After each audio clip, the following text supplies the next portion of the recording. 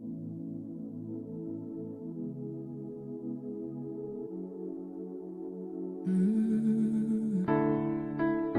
am who I am because I value my past.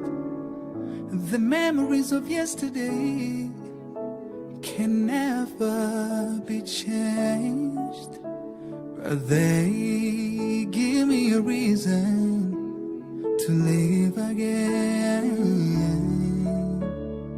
There is a reason I am here today, but there is no reason you lost your lives. You were called abusive names, deprived of rights to be humans, slayed because of who you were born. I am lighting a candle as the sign of resilience. I'm paying a tribute. You left a legacy, and I'm a fruit from the love you sowed. Let's say never again to genocide. There should be no war. There should be no genocide. Anyway, let's say never again to genocide. Let's say never again to genocide. I was young, I still needed you, but you were taken away from me too soon. If I had one wish, it would be seeing you again. Today we're strong men and women, even though you are not here to see. We're carrying on to make you feel proud out there, watching down on us. I am lighting a candle as the sign of resilience. I'm paying a tribute. You left a legacy, and I'm a fruit from the love you sow. Let's say never again to genocide. There should be no war. There should be no genocide. Anyway, let's say never again to genocide. Let's say never again to genocide. I am a witness that if you and I come together as one, we can make sure genocide never happens again. History should be told and passed on to further generations. Let's all stand up and all sing out, never again to genocide. Let's say never again to genocide. There should be no war. There should be no genocide. Anyway, let's say never again to genocide. Let's say never again to genocide. We are here as one nation. We say never again. We unite as human race. We say never again to genocide. Never again again. To genocide. Never again, never again, never again.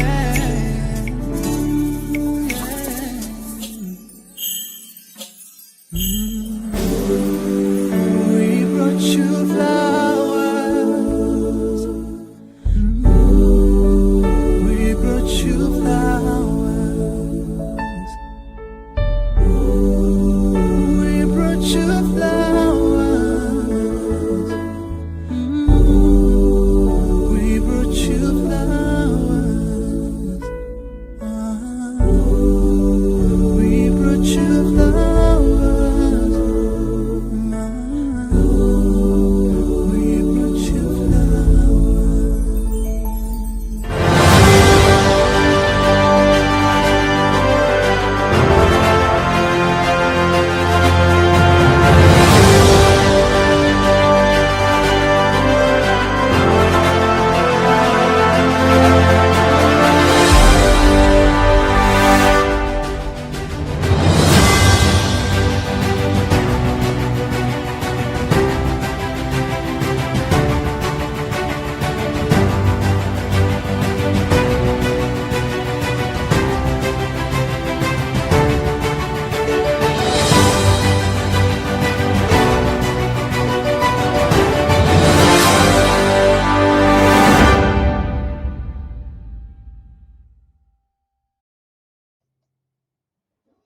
Good evening and welcome.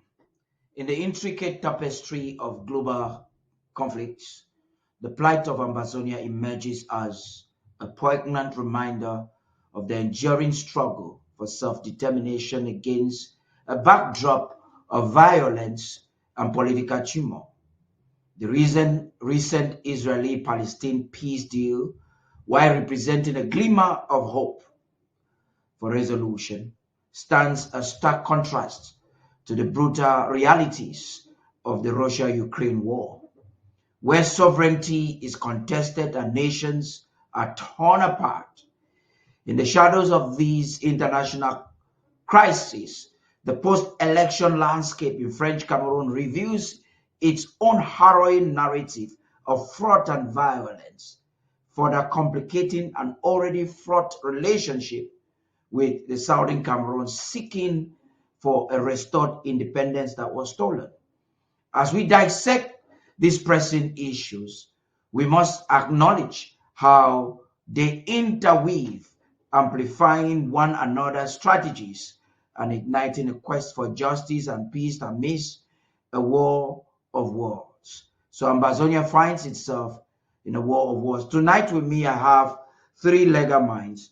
Barrister Fru John Nsoh, who has been with us all through this year in this journey, Barrister Tim Mbeseha, and Barrister Gana Valentine. He's been missing for quite a while, and we're very excited to have him. But even before we start the debate, they are all on. We have a representative of the NSC Commander Elvis, who is also there to tell us more about what tonight is going to look like. And Tabitha is on the other side to give to us what is currently happening today in the Middle East after the supposed peace deal and the advances that the United States is trying to broker with the Russia-Ukraine war. We'll be back just after the global news with Tabitha Ako.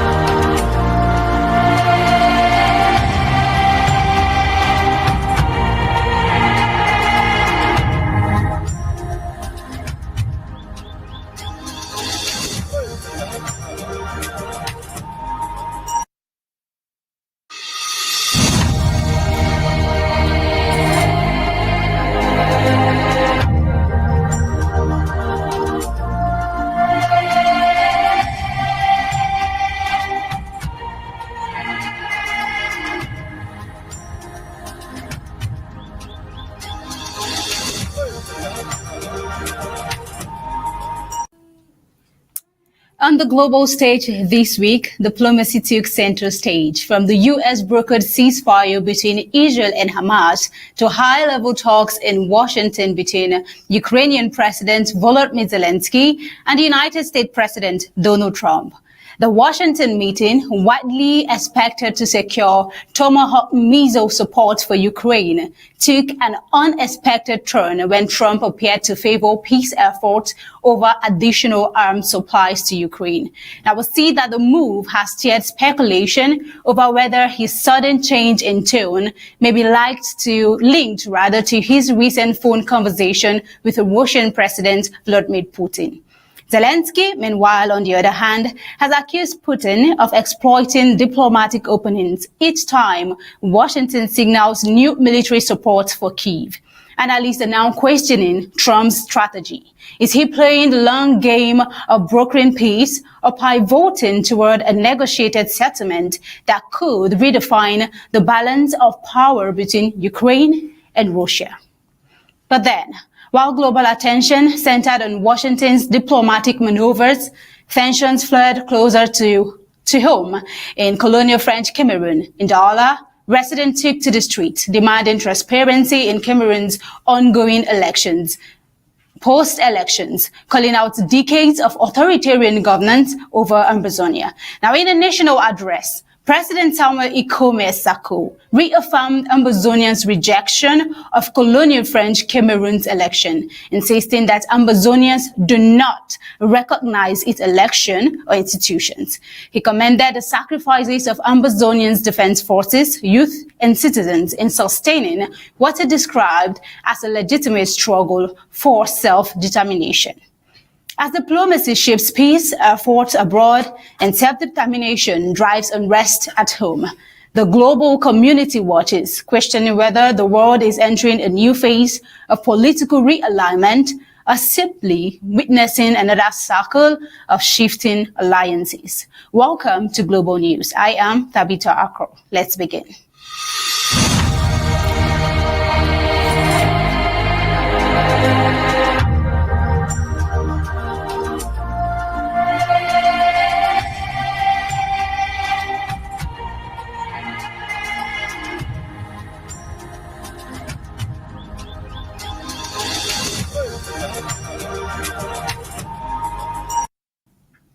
Ukrainian President Volodymyr Zelensky arrived at the White House on Friday, seeking advanced U.S. weapons to sustain his country's fight against Russia. Instead, he met an American president seemingly more interested in ending the war than escalating it. Let's take a look.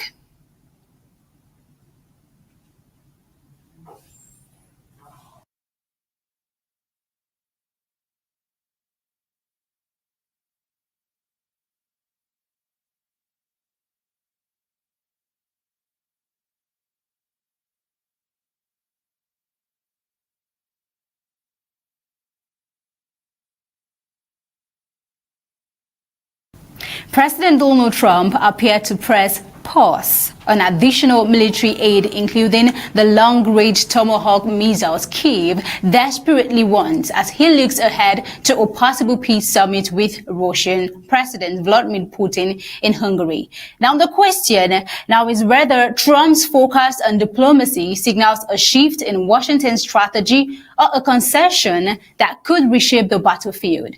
After more than 2 hours of talks between President Trump and Zelensky, Trump called for an immediate ceasefire, urging both sides to stop at the battle line. His words hinted at a potential freeze in the conflict that could leave Russian gains intact. But what about Ukraine? Would this halt be for peace or even surrender? We see that the encounter reflected a familiar tension in Trump's approach, his desire to play peacemaker while maintaining control over U.S. arsenals. Zelensky, in turn, described the meeting as productive, but admitted realism had replaced optimism. Now let's take a look. Zelensky speaking on that.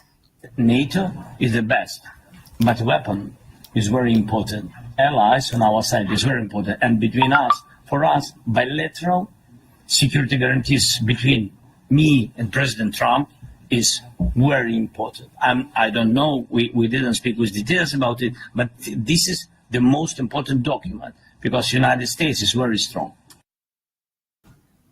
All right, with this, we'll be heading over for a short break, and we'll be right back with more of the details.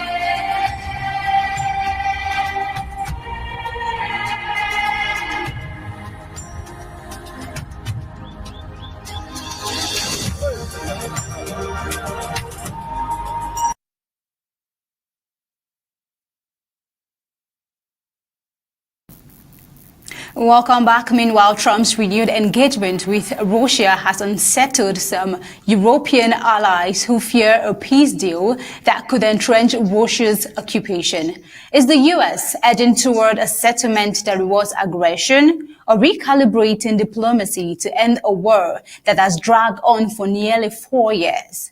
The Kremlin confirmed Trump-Putin meeting could happen a little later than the 2 weeks Trump suggested. Analysts say the timing itself is strategic, buying Moscow space as U.S. debate over arming Ukraine intensifies. Now, Trump's softer tone toward Putin coming just weeks after reports of frustration in the White House has reignited fears in Europe of a U.S. policy tilt. Could Putin be playing for time ahead of the Hungarian meeting?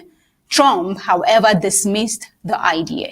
Now, on the battlefield, we see that the war remains very brutal. Russian forces have gained about 5,000 square kilometers of Ukrainian territory this year. Even as Kyiv's military insists, Moscow's offensive has stalled.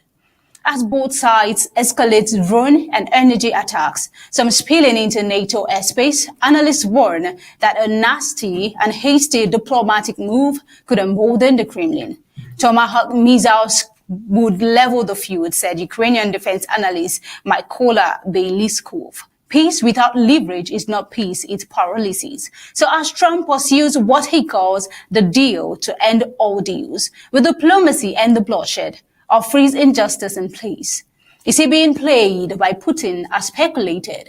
The outcome of the Budapest meeting would decide the fate in the coming days. Now, moving over to Israel and Gaza. As Gaza struggles to transition from war to peace. Reports of mass executions by Hamas have cast doubt on the group's commitment to post-war stability, raising questions about whether the recent ceasefire brokered under United States President Donald Trump's peace plan can hold.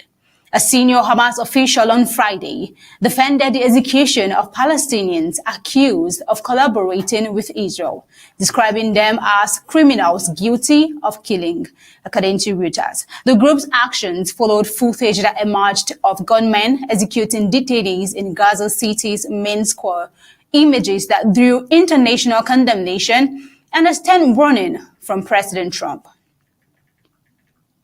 The United States President, in a post on Truth Social, cautioned Hamas against continued violence, warning that renewed killings could prompt a direct response from the United States. The warning came just days after Hamas accepted Trump's peace plan, ending 2 years of intense conflict in Gaza and leading to the release of Israeli hostages.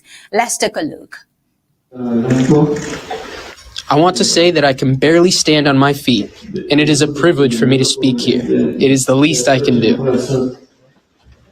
I want to tell you that the team that fought with me are the true heroes, really. I didn't prepare for anything in advance. I can't believe I got here at all. He couldn't believe he got here. So all thanks to President Donald Trump and the peace plan. According to reports, at least 33 Palestinians have been executed in recent days. Israeli sources say most victims were members of families accused of cooperating with Israel or supporting rival militias. Analysts suggest the killing signal an effort by Hamas to reassert control and eliminate dissent in the aftermath of the ceasefire. Local sources describe growing resistance from independent militias and clan-based groups across Gaza, including the Abu Shabab clan in Rafah, the Dagmosh clan in Gaza City, and the Mujahida clan in Khan Younis. These groups have reportedly clashed with Hamas fighters, challenging the group's dominance in several neighborhoods. Now, human rights advocates say civilians caught between these factions face increasing danger.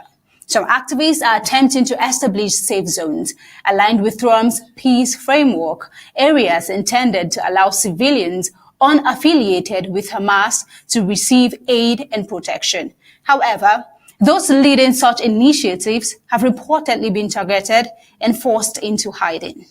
Analysts from the Center of Peace Communications for Peace Communications warn that Hamas is using the post-war rule to settle old scores and intimidate rivals with accounts of indiscriminate killings, including women and children, emerging from multiple districts. They argue that the executions are part of a broader strategy to project strength amid internal fragmentation. Also, security experts note that Hamas' tightening grip on weapons and resources mirrors Hezbollah's consolidation of power in southern Lebanon in 2000, an outcome that could complicate Israel's future operations. Some Israeli analysts warn that direct protection of Gaza's anti-Hamas factions could risk reigniting conflict, while abandonment could lead to further instability. Now, President Donald Trump has made a statement. Let's take a listen. Helping Israel, but we have other countries that are now. You know, we signed, many countries signed, and many of those countries relatively are very strong military powers.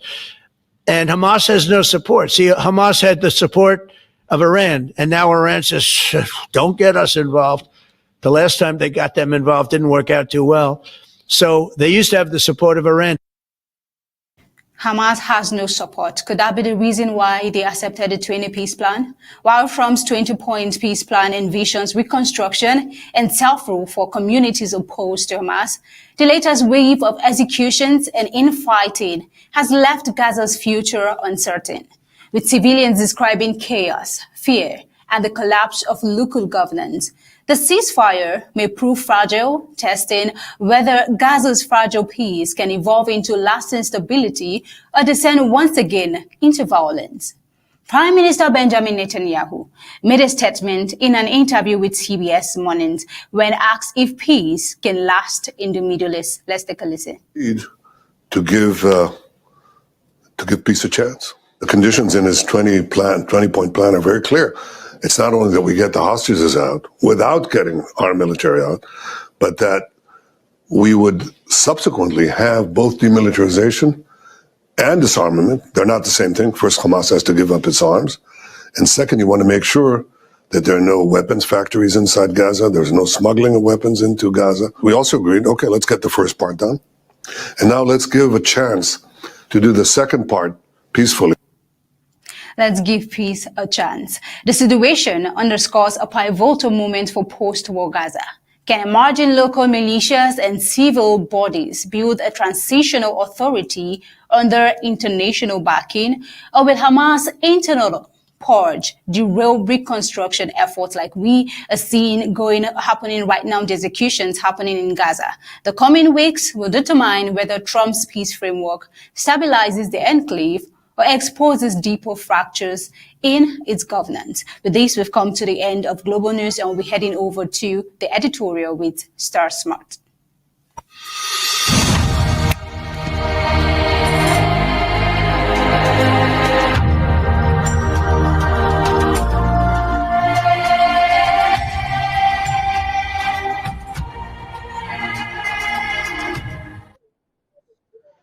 That was amazing. Welcome back, ladies and gentlemen. Right now, we just get into the debate. We have a long night with the three barristers and with the ANSC representative. Good evening, gentlemen, and welcome to this important discussion. Barrister Gana, I don't know if you're still there. I can't find you. Okay, Barrister Gana, maybe you want to bring it. Okay, you're welcome. Thank you all for being patiently waiting. Barrister Tim Mbeseha, Commander Elvis, it's going to be a long night. We understand that today we have the emergency draft as called by the federal government, but so much we just followed global news there by Tabitha Ako. So much is happening in the world. We just need to begin right now. Good evening and welcome, Barrister Fru, Barrister Tim, Barrister Gana, and Commander Elvis. Good evening. Thank you, Paddy. And, it's an honor. Yeah, good evening. Amazing. Thank you, Paddy. I think I'll just begin with you, Barrister Gana, for a while you've not been here. And I remember the last time we had a debate with the other barristers. It was about the situation, the Hamas, Gaza, Israeli-Palestine conflict, or whatever is happening in the Middle East. There seemed to be some kind of a peace deal. Though few days, just a day, about 24 hours later on, Hamas was seen beheading on camera. I don't know how sustainable is this agreement that was signed in Egypt by Trump a few days ago. And we're going to look at all of that and compare with the current Ambazonia of now, the way the world is approaching conflicts, and even the post-independence growth and violence in Cameroon. So we have so much to talk about. That gives us enough reason as to why we need the emergency draft to get ourselves ready for the days ahead that are pregnant. So talk to us, Barrister Gana. You're welcome. Greetings again, and thanks to all who are here, Barrister Fru John Nsoh, Barrister Mbeseha, and Commander Elvis. It's an honor to be here with you guys. Yes, I have been away for quite a while, attending to some family emergencies, but it's always an honor to be here. You mentioned the issue of the Gaza peace plan that just took place, and what has transpired since October 7, 2024, when I don't know if it was 2024, 2023, when 2024, when Hamas attacked Israel.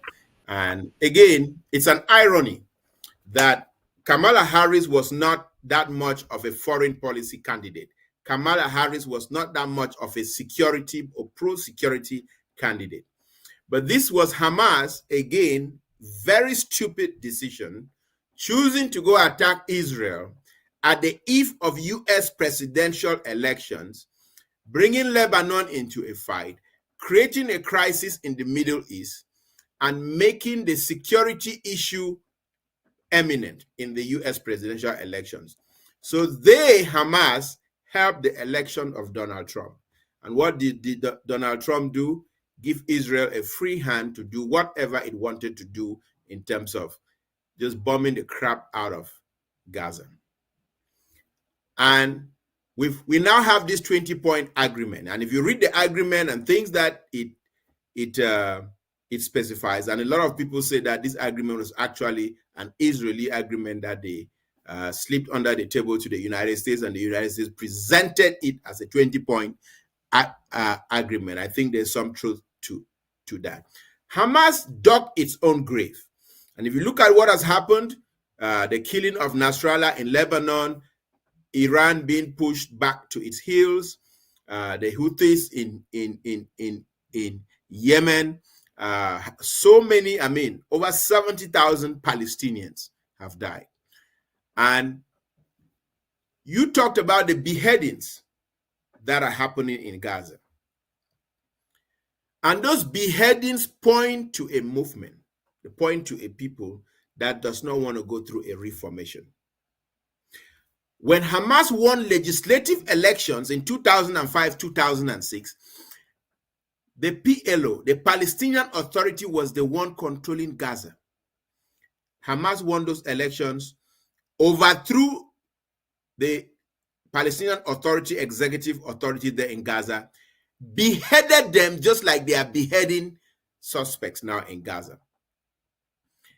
What does this all point to? With respect to the 20-point agreement, that 20-point agreement is not going to hold. It's not going to hold. I can tell you that now.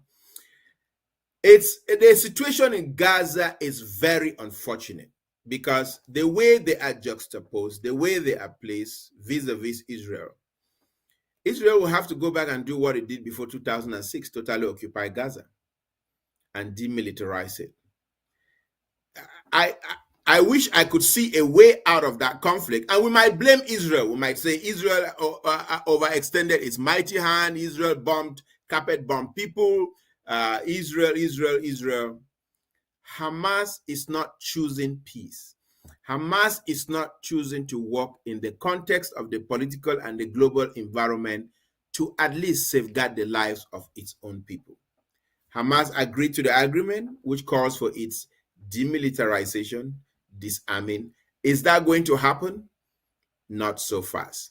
And Hamas is acting in an environment where you have somebody like Benjamin Netanyahu, who is one of the most right-wing, hawkish, pro-military presidents or prime ministers of Israel, only making the situation of the Palestinians worse.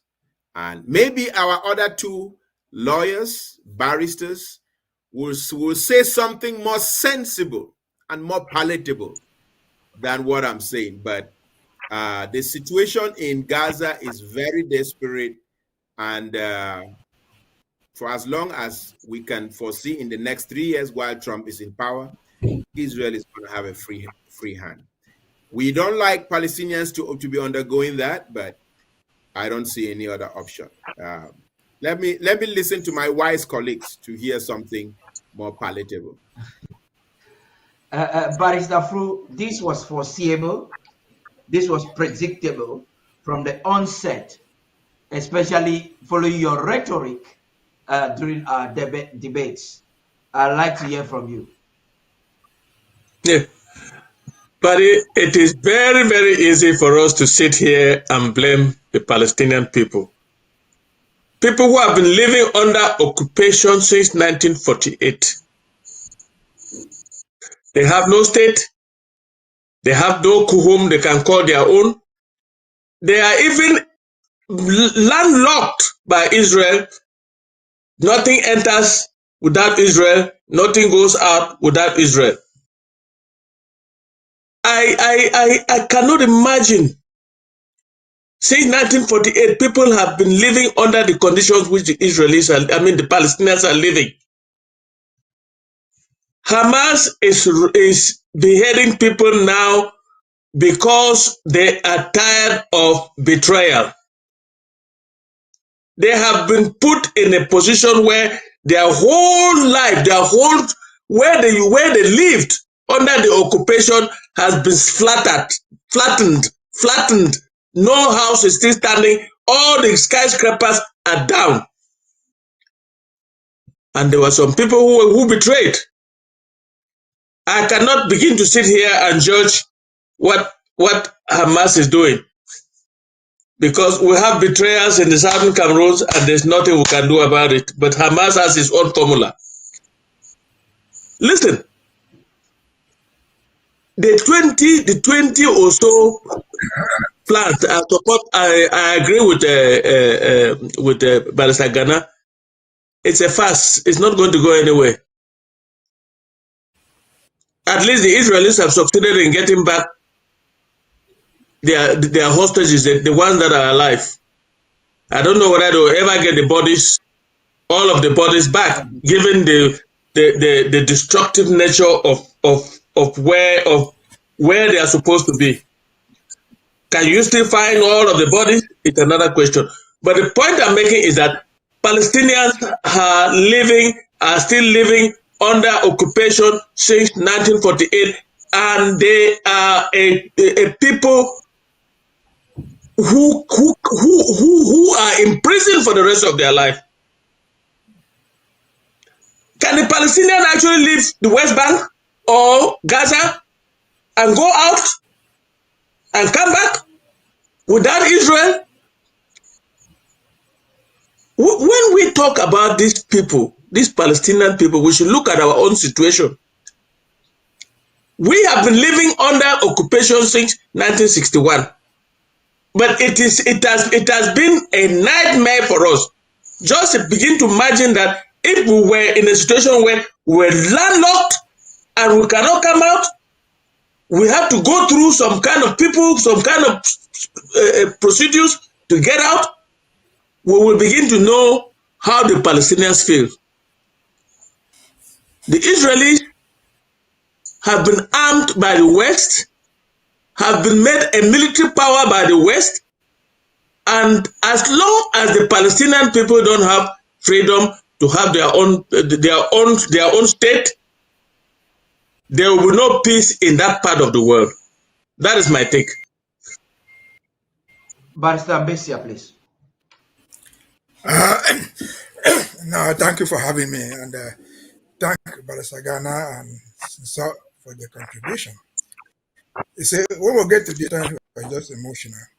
What is going on in the Middle East, call it Hamas, Gaza, that is not the issue. The issue is not Hamas. The issue is not Gaza. The issue is Palestine. As simple as that. Yep. Barrister Gana will agree with us. What is going on now? Because the Israelis want, if they had their way, they have long since wiped out so-called Palestine. They occupied southern Lebanon for 20 years with the idea of forcing them, whoever supported Palestine in southern Lebanon, they did not give up 20 years after they withdrew their forces. As I said, which is a fact, they occupied Gaza, caused the Gazians to live in tunnels.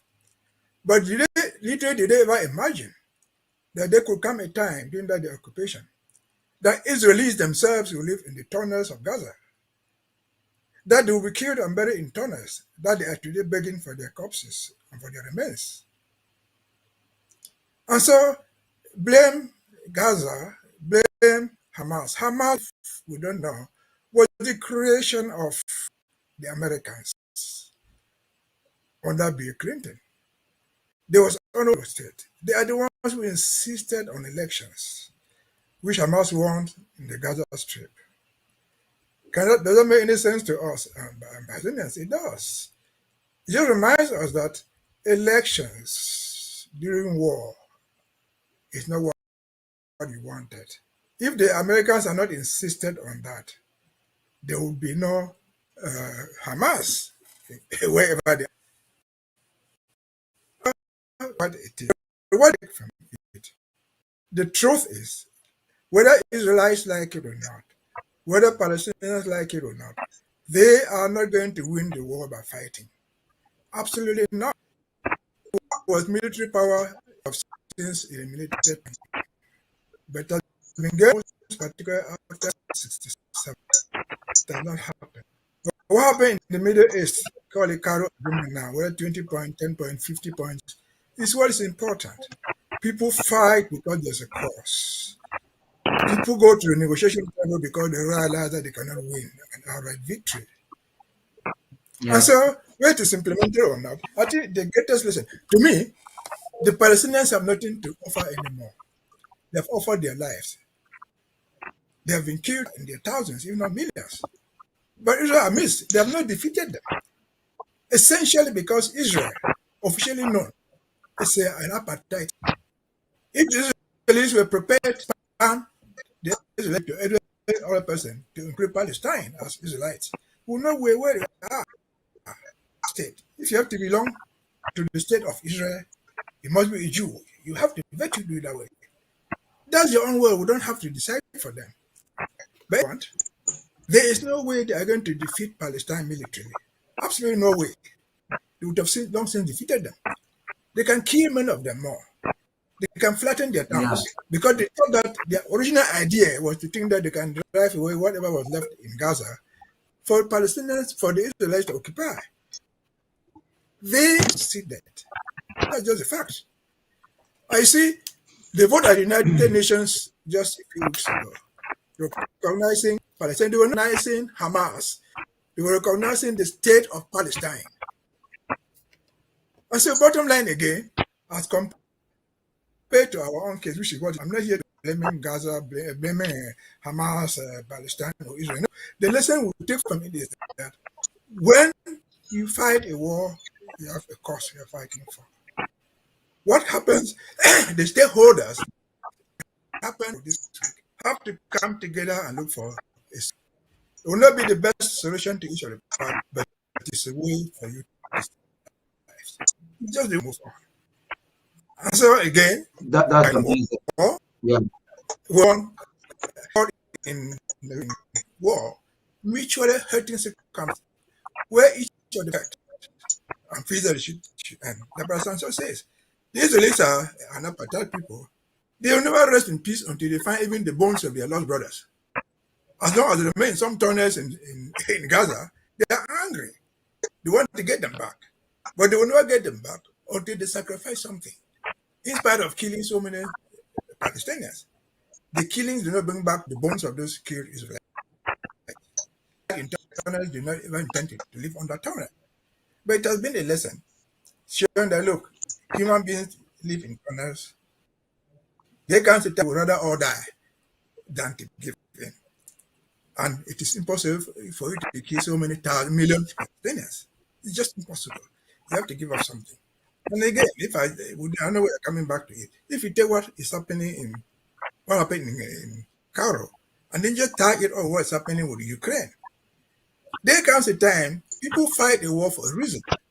And let me give Mr. Trump the credit from your report. Looking for arms. I say, look, let us push for diplomacy.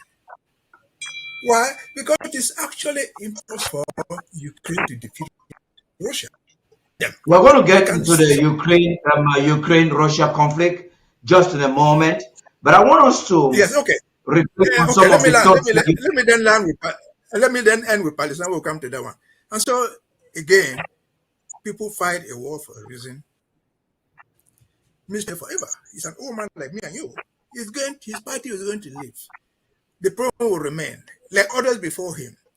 And so if the stakeholders have made a 20-point agreement because they intend to make peace, not the best peace in the world, but what they thought can bring the people out of the war situation, should they accept? To me, I would say they should.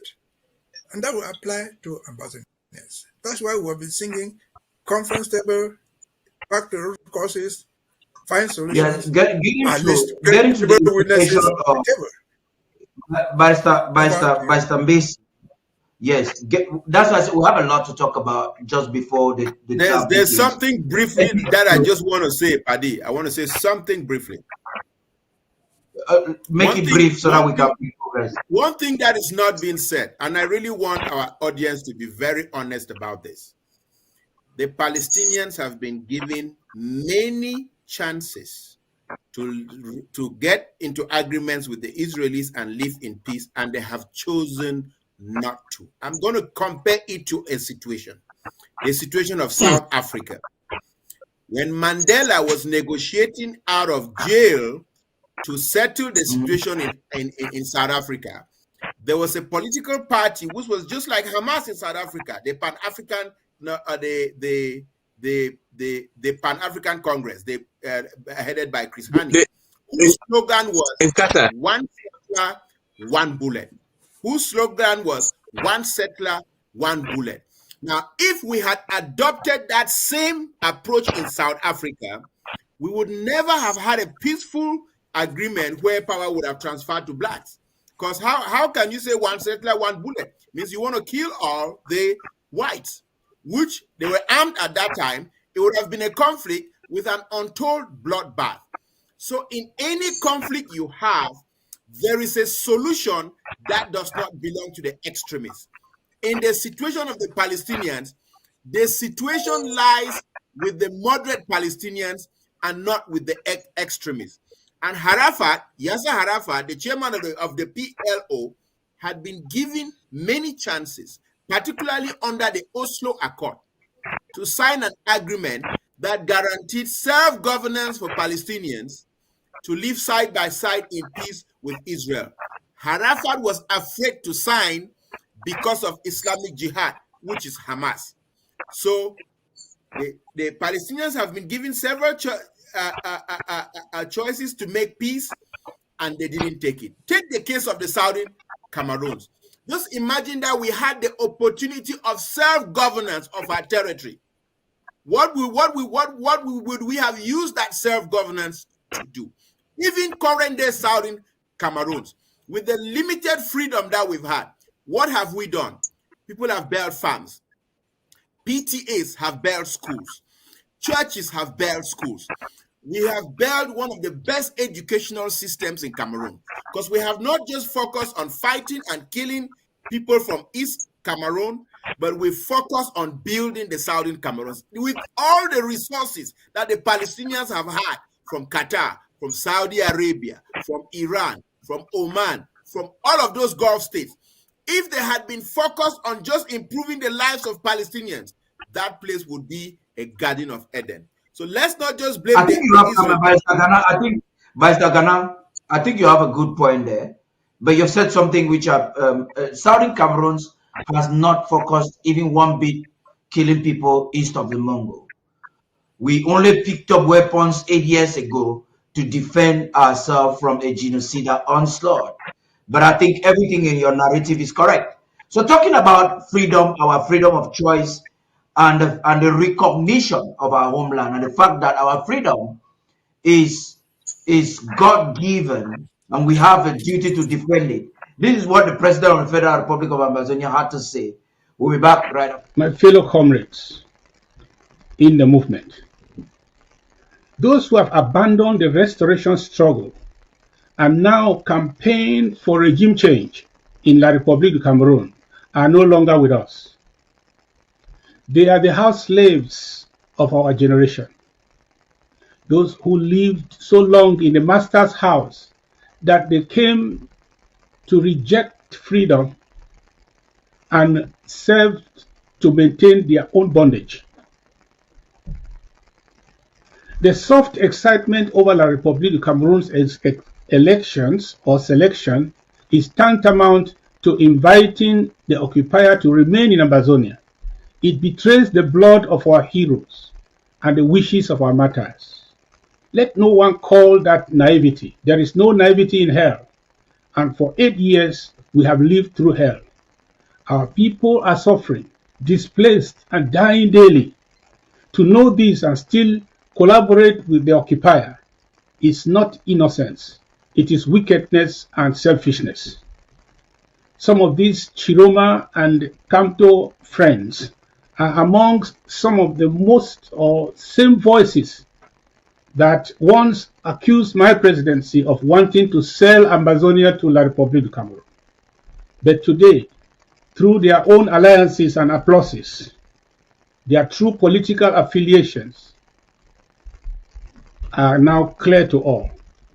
If it is not your fight, you cannot have a dog in it. They sought to seize the cockpit and sell us cheap to their one Cameroon friends.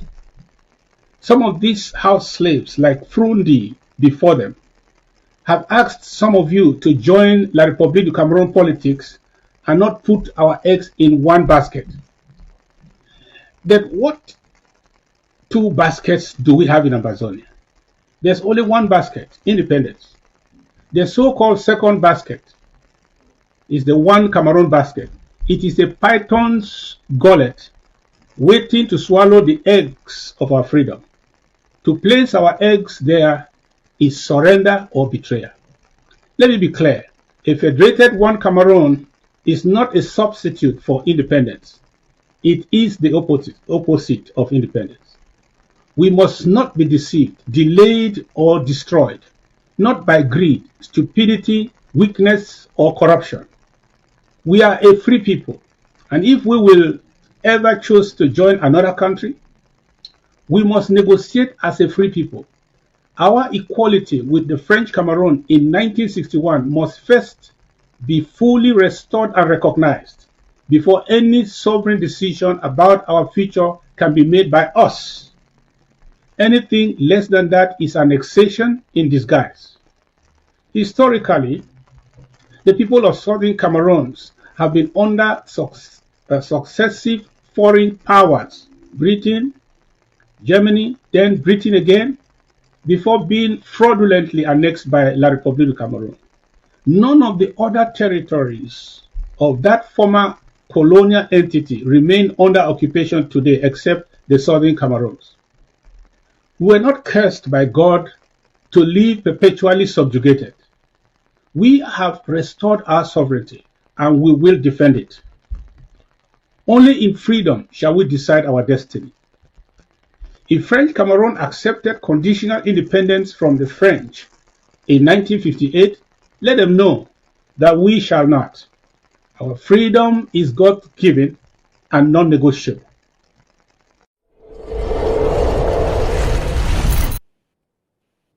And that was the President of the Federal Republic of Ambazonia.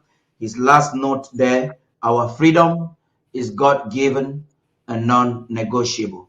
Tonight, our target is to make a comparative analysis of what is happening in the Middle East, what's happening in Europe, and the post-elections violence and fraud in neighboring French Cameroon, because our story is intricately linked to these stories. Now, queuing into what you just said there, Barrister Gana, I want to come to you, Commander Elvis. Tonight is it's a night that's very important for you people on the ground, where you're looking at all of these global happenings and diplomacy taking its course for negotiations. How are you guys coping on the field with enablers at this critical time when we're trying to secure the land against Cameroon's intrusion? Please, Commander Elvis, talk to us. Oh, thank you very much, Director Paddy. I want to send special greetings to my able statesmen, Barrister Gana, Barrister Mbeseha, and Barrister Fru. It's always a pleasure to share the studio with you guys, and I'm very interested actually in this discussion today. Reason being because I myself, I spent 3 years of my life being a part of the multinational forces and observers mission that was responsible for making sure that the peace agreement between the Israelis and the Egyptians that was signed back in 1981, that it was actually implemented in total. As you probably know, Israel and Egypt signed the Camp David Accord, which back then was brokered by U.S. President Jimmy Carter. That was something that was very, very impactful. I think President Donald Trump just recently went there to sign another peace accord between, of course, Gaza and Israel, kind of mimicking the same peace accord that had happened back in the days. The forces that were there, which I happened to be part of them, we had missions to make sure that we went into monitoring the situation between those two countries, making sure that the ceasefire was held. And that applies today with the ceasefire between Hamas and Israel.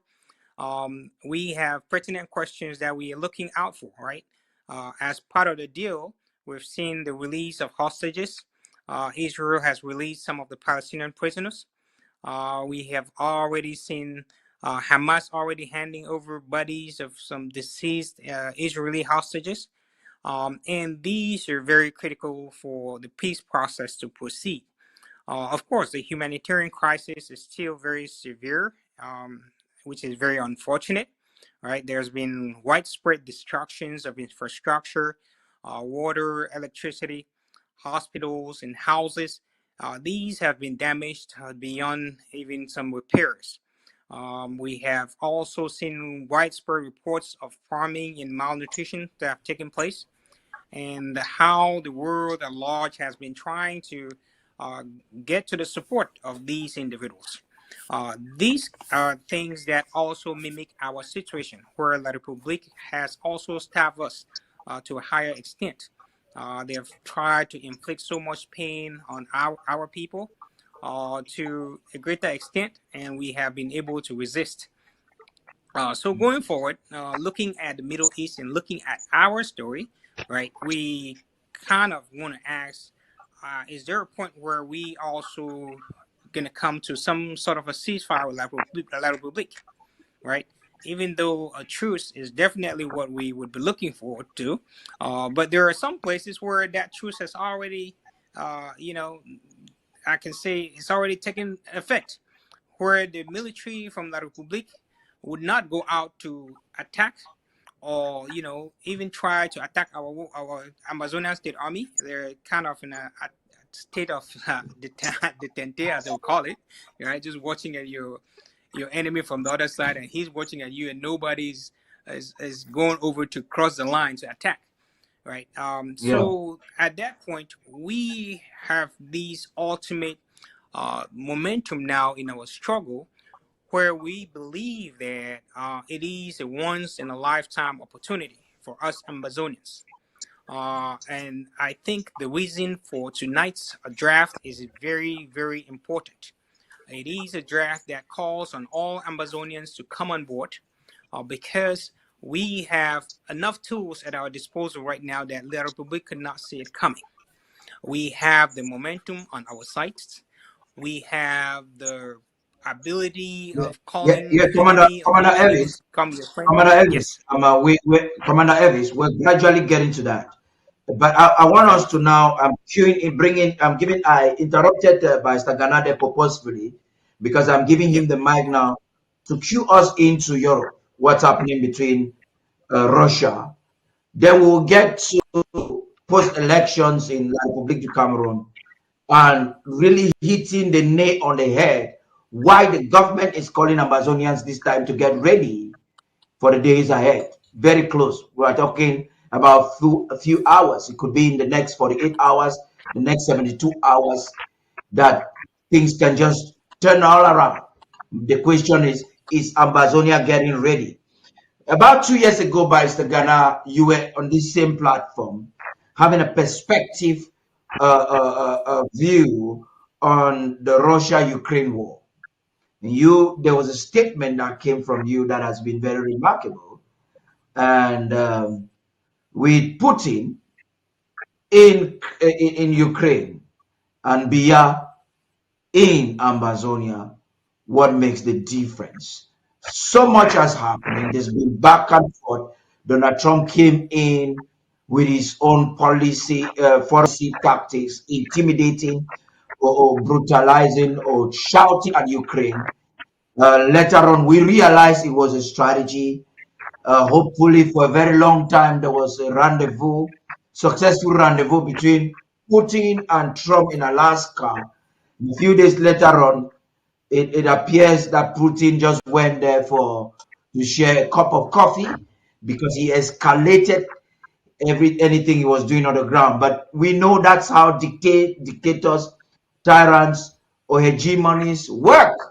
According to the reports given to us this afternoon or this evening by Tabitha, you are having Russia gaining more lands into Ukraine. Now, talk to us in this delight, Vice Gana.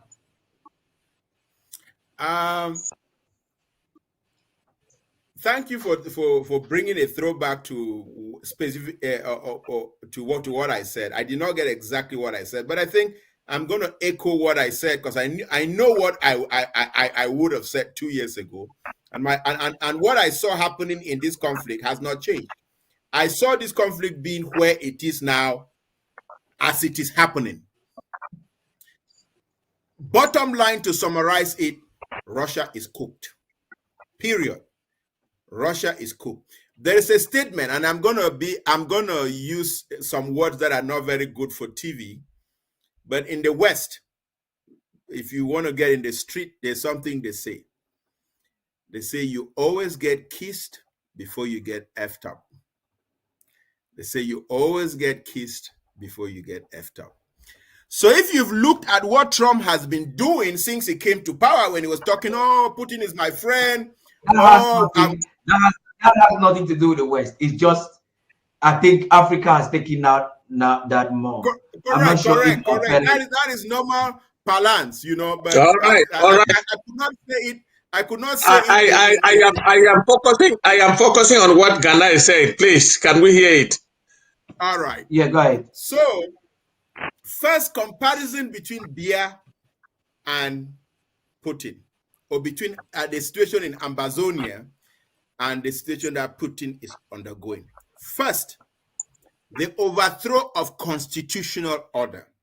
In the case of the Southern Cameroons, the communiques that I'm not even going to talk about Fumban because Fumban was neither here nor there, but there were some communications that were done during the plebiscite that anticipated what kind of federation our people were voting to get into.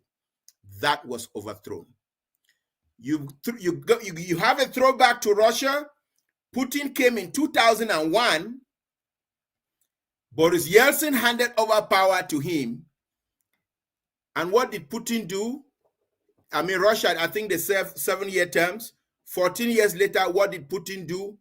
Putin overthrew the constitutional order and imposed himself as a dictator, just like Ahidjo did and just like Biya did. So the roots of both situations is the overthrow of constitutional order. Number two, the seeking to deprive an independent and sovereign people of their own rights. In the case of Russia, Putin has been seeking to deprive the independent republics, Latvia, Estonia, Lithuania, Tajikistan, Azerbaijan, Georgia, Chechnya, Belarus, all of those independent lands who broke away from the Soviet Union. Putin has it in his thick but stupid skull to deprive them of their independence. Same comparison with East Cameroon or La République du Cameroun. They have been bent on depriving the Southern Cameroons of their sovereign rights to independence, as was enshrined in UN Resolution 1608 and 1514. So similar. And then you go back to agreements like the Minsk agreements and the Budapest agreements, which Russia signed with guarantors from the West, which Russia invaded. So that's the second comparison. Comparison number three, the corruption of the national body ethic due to the abundant presence of resources. That's point number three. You look at the situation of Russia. John McCain said something about maybe 20 years ago. John McCain was a powerful senator from the United States and one-time presidential candidate. He contested against Obama. But John McCain, may he so rest in peace, very good and honorable man. He said something. John McCain said, Russia is just a gas pump pretending to be a nation. Russia is just a gas pump pretending to be a nation. The largest nation in the world, with respect to land mass, has a population of about 145 to 155 million people, but has an economy just as small as the economy of Italy, maybe just about 1.5, 1.8 trillion dollars. So truly, Russia is a gas pump pretending to be a nation. And what do they all depend on? The pumping of oil to sell, to appease themselves and maintain Putin's dictatorship. Over to Cameroon. What does Cameroon depend on? They don't have any economic policies to generate domestic production, to earn money from abroad, to earn hard currency. What has the Biya government specialized in doing for the past 43 years? Pump oil, create special accounts that are being managed just by the presidency, maintain a kleptocratic ruling class that is based on stealing, corruption, suppression, abuse of the people. Same thing with Russia. And I'm going to inject something here. The West actually helped Putin become what Putin is. A lot of people do not see this, and for some of you guys who are privy to watch to observe this show, you will not hear this anywhere else. I promise you, you will not hear it. But 2001, America's invasion of Iraq helped Putin be the person that he is. America's invasion of Iraq helped Putin be the person that he became. How so, you're asking? Because prior to America's invasion of Iraq in 2001, oil was selling at about $14 a barrel. Russia owed a lot of money to the World Bank, to the Bretton Woods, to the IMF. America invades Iraq. Oil shoots up to about $100 a barrel. And that was just when Putin was coming into power, taking over from Boris Yeltsin, which gave him a foundation to not reform, to corrupt, to oppress. So that is the same similarity between the Biya government and the Putin government. I'm going to give number 4, and I'm going to end there because I know our other panels have to contribute to this discussion. Number 4 is because of the arrogance of the corruption and the kleptocratic power, they now think they can do and undo. So Putin has disagreements with Ukraine. Instead of solving it consistent with the Budapest and the Minsk agreements, he rolls his forces. First of all, he takes over the Crimea, and then he rolls his forces into Ukraine, thinking that he is going to overtake Ukraine in 3 weeks and keep it. What similarity do we find with this lazy ass from Vomeka, this diaping wearing underachiever from Vomeka? He has a problem with the Southern Cameroons. They start sending in teachers to teach Southern Cameroon peoples in English. They start sending lawyers trained in civil law to go administer courts in common law. They start sending in judges who do not even speak English to go adjudicate cases under the common law. Is there any path to settling that dispute diplomatically as the consortium rose? No. What did Biya do? He sent in the army because his generals told him, we're going to be able to take care of this problem in 3 weeks, which we are now 8 years into it. Thanks to President Sako, the Ambazonian State Army has been established. When this conflict started, we did not have even pocket knives to fight, but now the Ambazonian State Army can boast of Kalashnikovs, remote control bombs, shoulder-fired missiles, and as Commander Elvis said, a lot which they are not anticipating. So we have to really give a lot of thanks and appreciation to President Sako because he has wisely pursued the path that is going to guarantee the independence of Ambazonia. Same thing with Putin. When he invaded, he thought Zelensky was going to flee. In fact, Biden called Zelensky while Putin was invading to tell Zelensky that he's sending a plane to evacuate him. What did Zelensky tell Biden? I don't need a ride. I need arms. When Sako took over power, what did Sako say?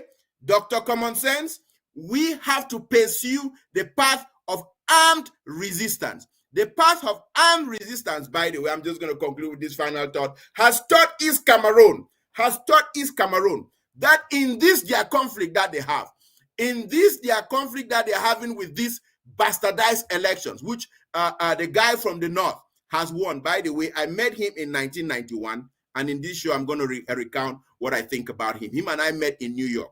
But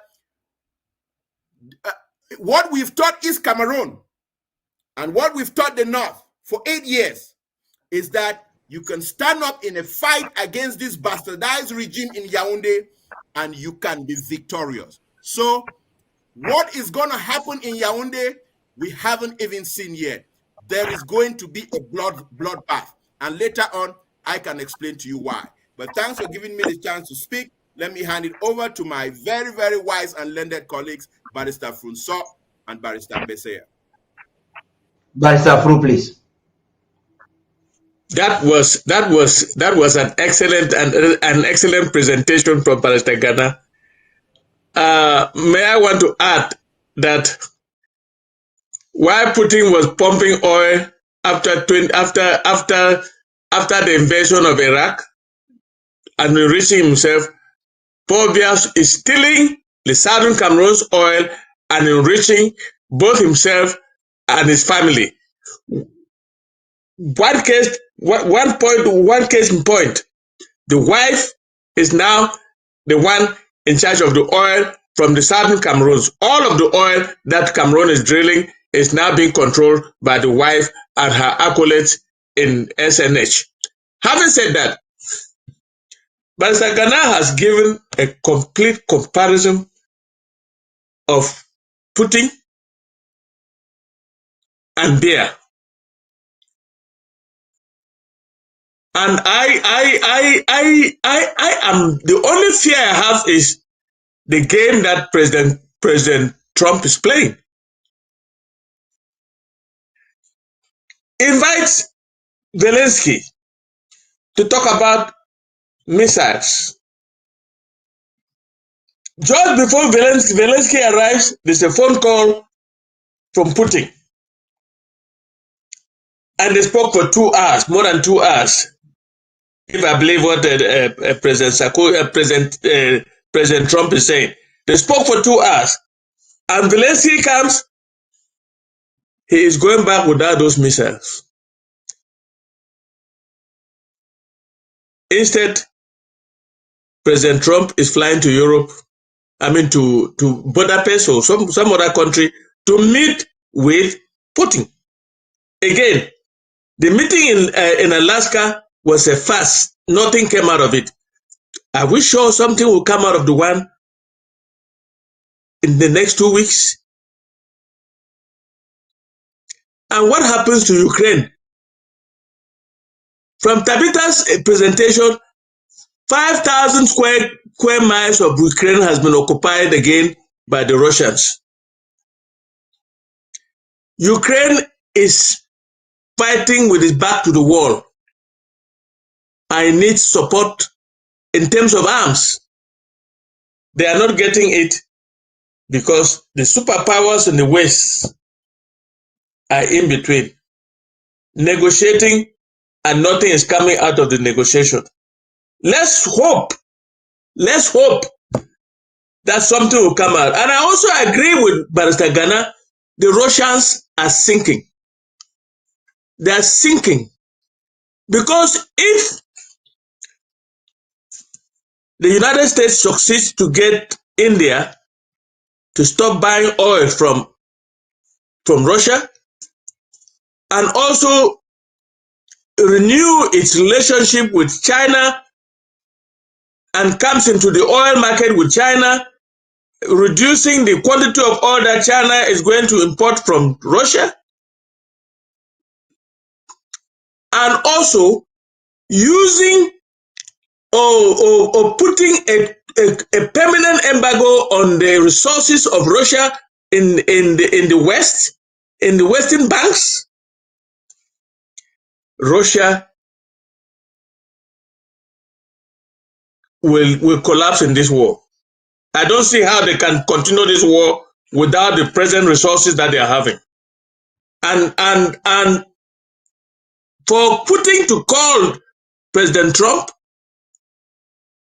and to invite him for a meeting because he hears that those missiles will be supplied to Ukraine, it's a significant development.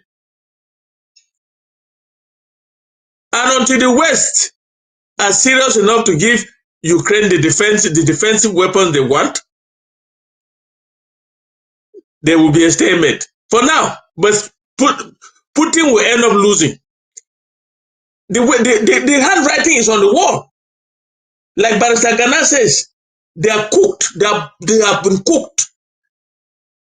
Putin cannot do without India and China buying its oil. And if the Americans enter into the oil market between India and China, Putin is pooped. Putin can no longer supply gas or oil to the West. So how would he fight a war without the resources? NATO is giving Zelensky the resources they need, but they are not enough. They need a very, very high-performing missiles from the United States. And Trump is playing in between giving or not giving. Let's wait and see what happens in the next 2 weeks. Thank you. Wonderful. Barrister Mbeseha, please. Well, you see, it becomes sometimes very interesting as these things. See, maybe I'm wrong. I go up so many things we miss all the points. Let me come to Russia, Ukraine. Let us go back a bit to Palestine we talked about and to what Mr. Gana said. Mr. Gana said that if the Palestinians had accepted self-governance, they would not be where we are. That's a very important statement as far as Ambazonians are concerned. What is self-governance? Self-governance is a government internally, but under another bigger government called the national government. You rule your small territory, you don't have army, you don't have a foreign ministry, you don't have anything. That's exactly what they have been proposing to Ambazonians. Just come and we'll give you a state. Let's come and we'll give you a region. They can also call it self-governance. And you will not have all these instruments that states have. What is so impossible, or what was it so impossible to call a Palestinian state, but rather make them self-governance under what state? They're going to be a self-governing territory under what state? But Sangana does not know. So were they right to fight? They were right to fight. Back again to what Mr. Gana said. Radicalism pays. He compared apartheid South Africa. Apartheid South Africa, in the eyes of apartheid South Africa, the ANC were terrorists. The Americans bought into that. ANC were terrorists. The government of South Africa, apartheid, sought to give self-governance through the Bantu stars. Remember Chief Buthelezi. It did not work. It did not work. And so in the eyes of the Americans who were the strongest in the world, the ANC were terrorists and insisted until the end of apartheid. And then the very terrorists became heroes to be received by the American government, the Congress, in the joint session. Who were right? Were they the radicals in South Africa or the moderates under Buthelezi, under self-governance? Unless we forget, I say, as a self-governing country, self-governance, you don't have an army to defend your own territory. If Ambazonians accepted self-governance, for example, they will have nothing to defend themselves if Nigeria decided to invade them for vacancy. They don't have an army. They will have nothing. They cannot go to the UN They cannot call on the World Health Organization to come to their country. Nothing. And again, remind all of us, some of us don't know. There's a place between, if you drive from Mount, there's a place they call Obudu Ranch. Obudu Ranch was southern Cameroons, full-fledged. But who purportedly joined Yaoundé in 1961? Yaoundé abandoned Obudu Ranch. The Nigerians took it over. It is the best Nigeria. It is today Nigerian.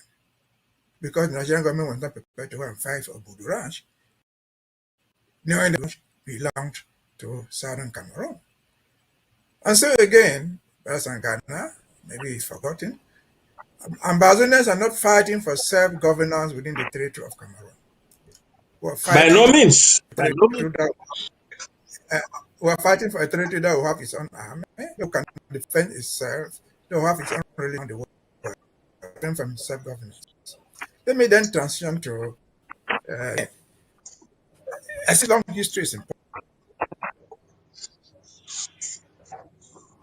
By the way, I'm not going to interject. I'm going to let Barrister Mbeseha finish, but I just want to clarify that I was not talking about self-governance for Ambazonia. I wasn't advocating for Ambazonians to get self-governance. So I didn't say that, just to clarify. But let me not. After that, no, whatever is the case, I'm just trying to explain self-governance that you thought that the Palestinians accepted, and compare it to Southern. And that's my analysis. Let us go now to Ukraine. Concern what happened to 2021 or 1990. Today, Ukraine is at war with Russia. They are trying to end the war. What is the cause of this war between Ukraine and Russia today? And let's agree. The main reason why the war actually started. We believe that he wanted to become a member of it. Russia, NATO and my backyard, never. The bare cause of the war. As we fight today, like it or not, dislike Russia or like them, they are fighting with their own resources. Where they say they're oil for 10 francs a barrel or zero, they are fighting with their own resources. The Russians are fighting with their own weapons. They're not fighting with borrowed weapons from China or wherever. They are fighting with their own weapons. What is Ukraine fighting with? Ukraine believes they could come to America and build weapons. That's why you see them coming, they give us missiles. And they are giving or they're not giving. Ukraine believes they could go to NATO and ask for support. But what is NATO? By Mbeseha, let me come. By Mbeseha. No, let me I'm going to let you learn. I just want us to have a conversation. I'm going to let you learn. No, okay, learn. You're going to cut my train of argument. What is no, go ahead, please. NATO is all Europe except Canada and the US. Of Europe that make NATO. Are they prepared in the economical setup right now? Are they of sacrificing their own income? For example, which is a powerful member of NATO. They are not living. So they are not even contributing. The members of NATO are not even contributing financially to NATO. Contribute your own share. They are not. And as of now, Ukraine is not a member of NATO. And so NATO cannot deploy its forces, whatever thing they have, to go and fight Russia.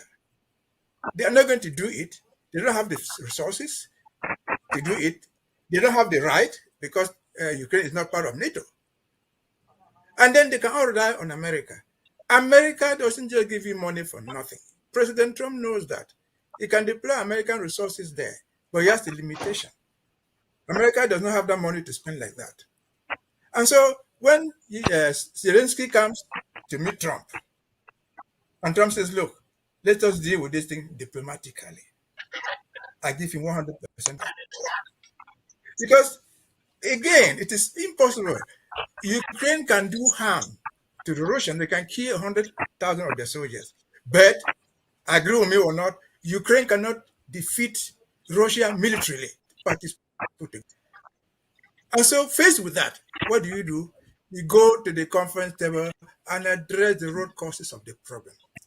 What's the root cause That's of amazing. problem? I'm happy that you got to that So, point, Barrister Mbeseha. But yeah, because that's what because is of at stake. And that's what we're telling the world. Amazonian forces, no matter how much money we contribute, we are not going to be able to defeat your own battlefront. but Barrister Mbeseha, we're going to come to that. Us. Barrister Mbeseha, please, I don't know if you can hear me. We're going to come to that. You see, the essence of this conversation was not to have a perfect comparison with the conflicts, but to see the approach of the world in these conflicts, which I think you all are doing a very good job in trying to make that necessary comparison. There's a difference between our story with that of Palestine, there is no doubt, but we are looking at the compartment of the West. What do we learn from there? And how do we link that to this evening that the federal government is calling us for an emergency draft? We understand from what Barrister Gana just said there that something can change in Yaoundé. In fact, it's going to change. It's already changing in a few minutes. No, it's going to happen. It's going to happen. Yeah. How ready is Ambazonia ahead of that? Now, Star Smart has a very peculiar view of what is going to happen this evening, the significance of this evening. I would like, before Commander Elvis comes in there, I would like us to hear this editorial from Star Smart, and we'll be back to get into the most important part of this conversation before the draft begins. Please stay tuned.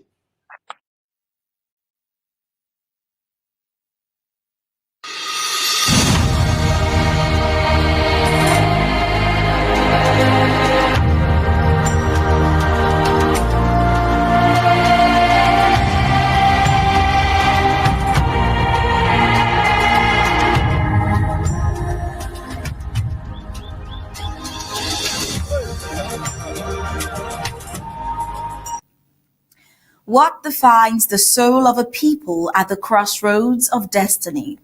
Is it their resilience in the face of oppression or their readiness to seize the moment when history begins to turn in their favor? Well, today, Amazonia stands on the edge of such a defining hour, an hour that demands unity, readiness, and strategic reinforcement. The call for reinforcement draft is not a cry of desperation. It is a call of opportunity, a call to every Ambazonian, home and abroad, to rise and reposition for the dawn that draws near. For over 8 years, Ambazonia has waged a multi-dimensional struggle, defending its sovereignty on the battlefield, asserting its voice through the media, and expanding its influence through diplomacy. But the winds of global change are shifting, and the government of Ambazonia is ready and reading the times correctly. The urgency of this draft is not by accident. It is a calculated move to prepare for the next chapter of the liberation story. Now, on the home front, the Amazonian State Army continued to defend the nation's territorial integrity against relentless incursions from French Cameroons military, and these forces, often under-equipped, yet unwavering. Amazonian State Army stands between the people and the daily brutality of an occupying army notorious for its crimes against women, children, and unarmed civilians. The reinforcement draft calls on every county, every community, and every patriot to strengthen these defense lines. It is about preparing for the possibility that as tensions escalate within French Cameroon itself, Ambazonian forces, the Amazonian State Army can strategically advance and consolidate control over key territories. The draft ensures readiness not just to resist, but to take ground when the opportunity arises. We see that across the border, La République du Cameroon finds itself in turmoil. The regime's forced and fraudulent elections have deepened internal fractures, stirring political unrest and fear of imminent conflict. Now, if Cameroon descends into further instability, it already overstretched military. Its overstretched military, long fixated on subduing Ambazonia, will find itself unable to sustain multiple wars, one in its nation, the French Cameroon, and the other with the Southern Cameroons. Now, this shifting dynamic opens a rare strategic window for Ambazonia. The reinforcement draft thus becomes a timely preparation, ensuring the Amazonia is not caught watching when history presents its chance to act.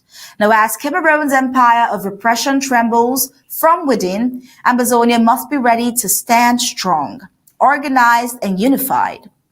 We see another front of the war in any modern war. The battle is not only fought with guns and bullets, it is fought with narratives. While the regime in Yaoundé manipulates global media to distort realities and energize its citizens with propaganda around elections, Ambazonia's truth-telling voice remains anchored in the Ambazonian Broadcasting Corporation, ABC Networks 24.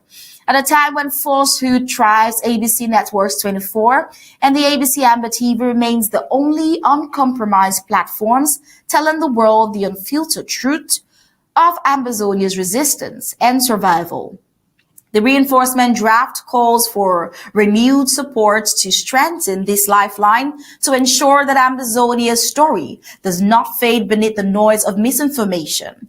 In this war of narratives, truth itself must be armed. And on the diplomatic front, the tides of international politics are changing. A new world order is emerging, marked by pragmatic leadership and a growing global desire for peace and stability. Under President Donald Trump's renewed diplomatic engagement and global mediation efforts, we see that conflicts once considered forgotten are being reevaluated. Ambazonia has to therefore position itself strategically not as a fragmented resistance, but as a government in waiting, ready for dialogue, recognition, and eventual restoration. Now, this reinforcement draft signals a reawakening, a readiness to engage the international community, to knock on doors of power, to revisit alliances, and to build bridges that lead to the negotiating table.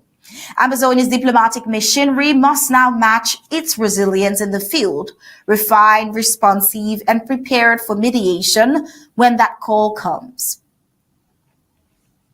We see that the urgency of the reinforcement draft mirrors the world's uncertainty, economic instability, shifting alliances, and the regional crises that are reshaping the geopolitical landscape. In this fluid global reality, Ambazonia cannot afford complacency. The struggle for liberation is not only about resistance, it is about preparation for governance, preparation for peace, preparation for the inevitable transition when the world begins to listen. Now, this is not a time of fear nor fatigue. It is a time for focus. The call for reinforcement is a call to prepare Ambazonia for the defining turn of history, to rise as a united, resilient, and strategic people, ready to reclaim their destiny.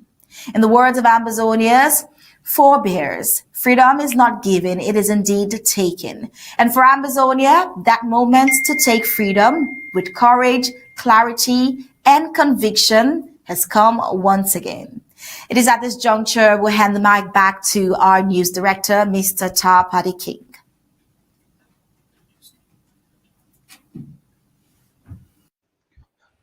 That was simply amazing editorial there, Star Smart.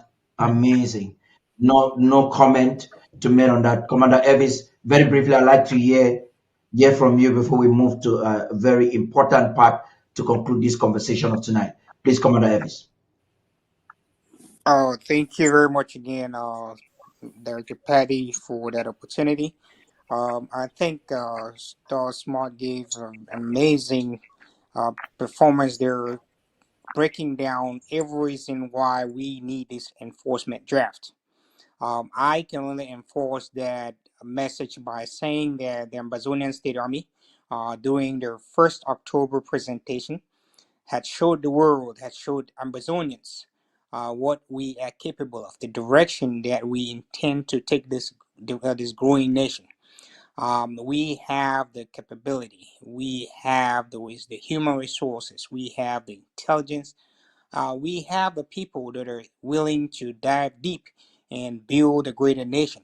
It is our responsibility to rally our resources and match it with our strategy to come up with that winning for a great nation.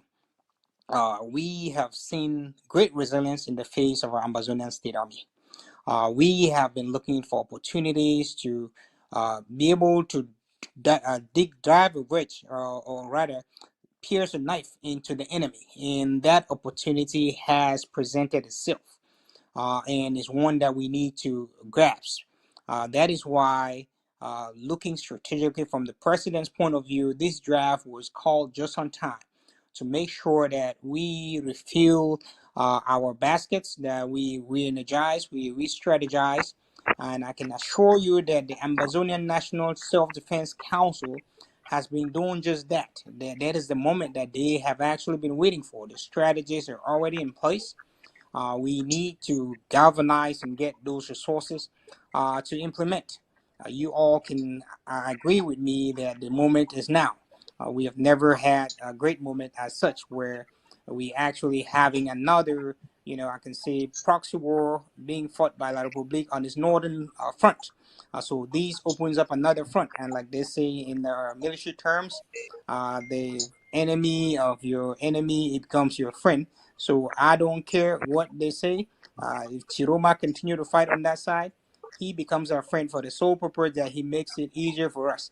Whatever La Republic troops that are in Ambazonia, they would be forced to leave our territory now to go and defend their capital. So we have to be able to understand the dynamics and take on that bull once and forever. I believe that now is the moment, Dr. Paddy. More into that report as well. I believe that now is the time for us to sensitize our civilian population.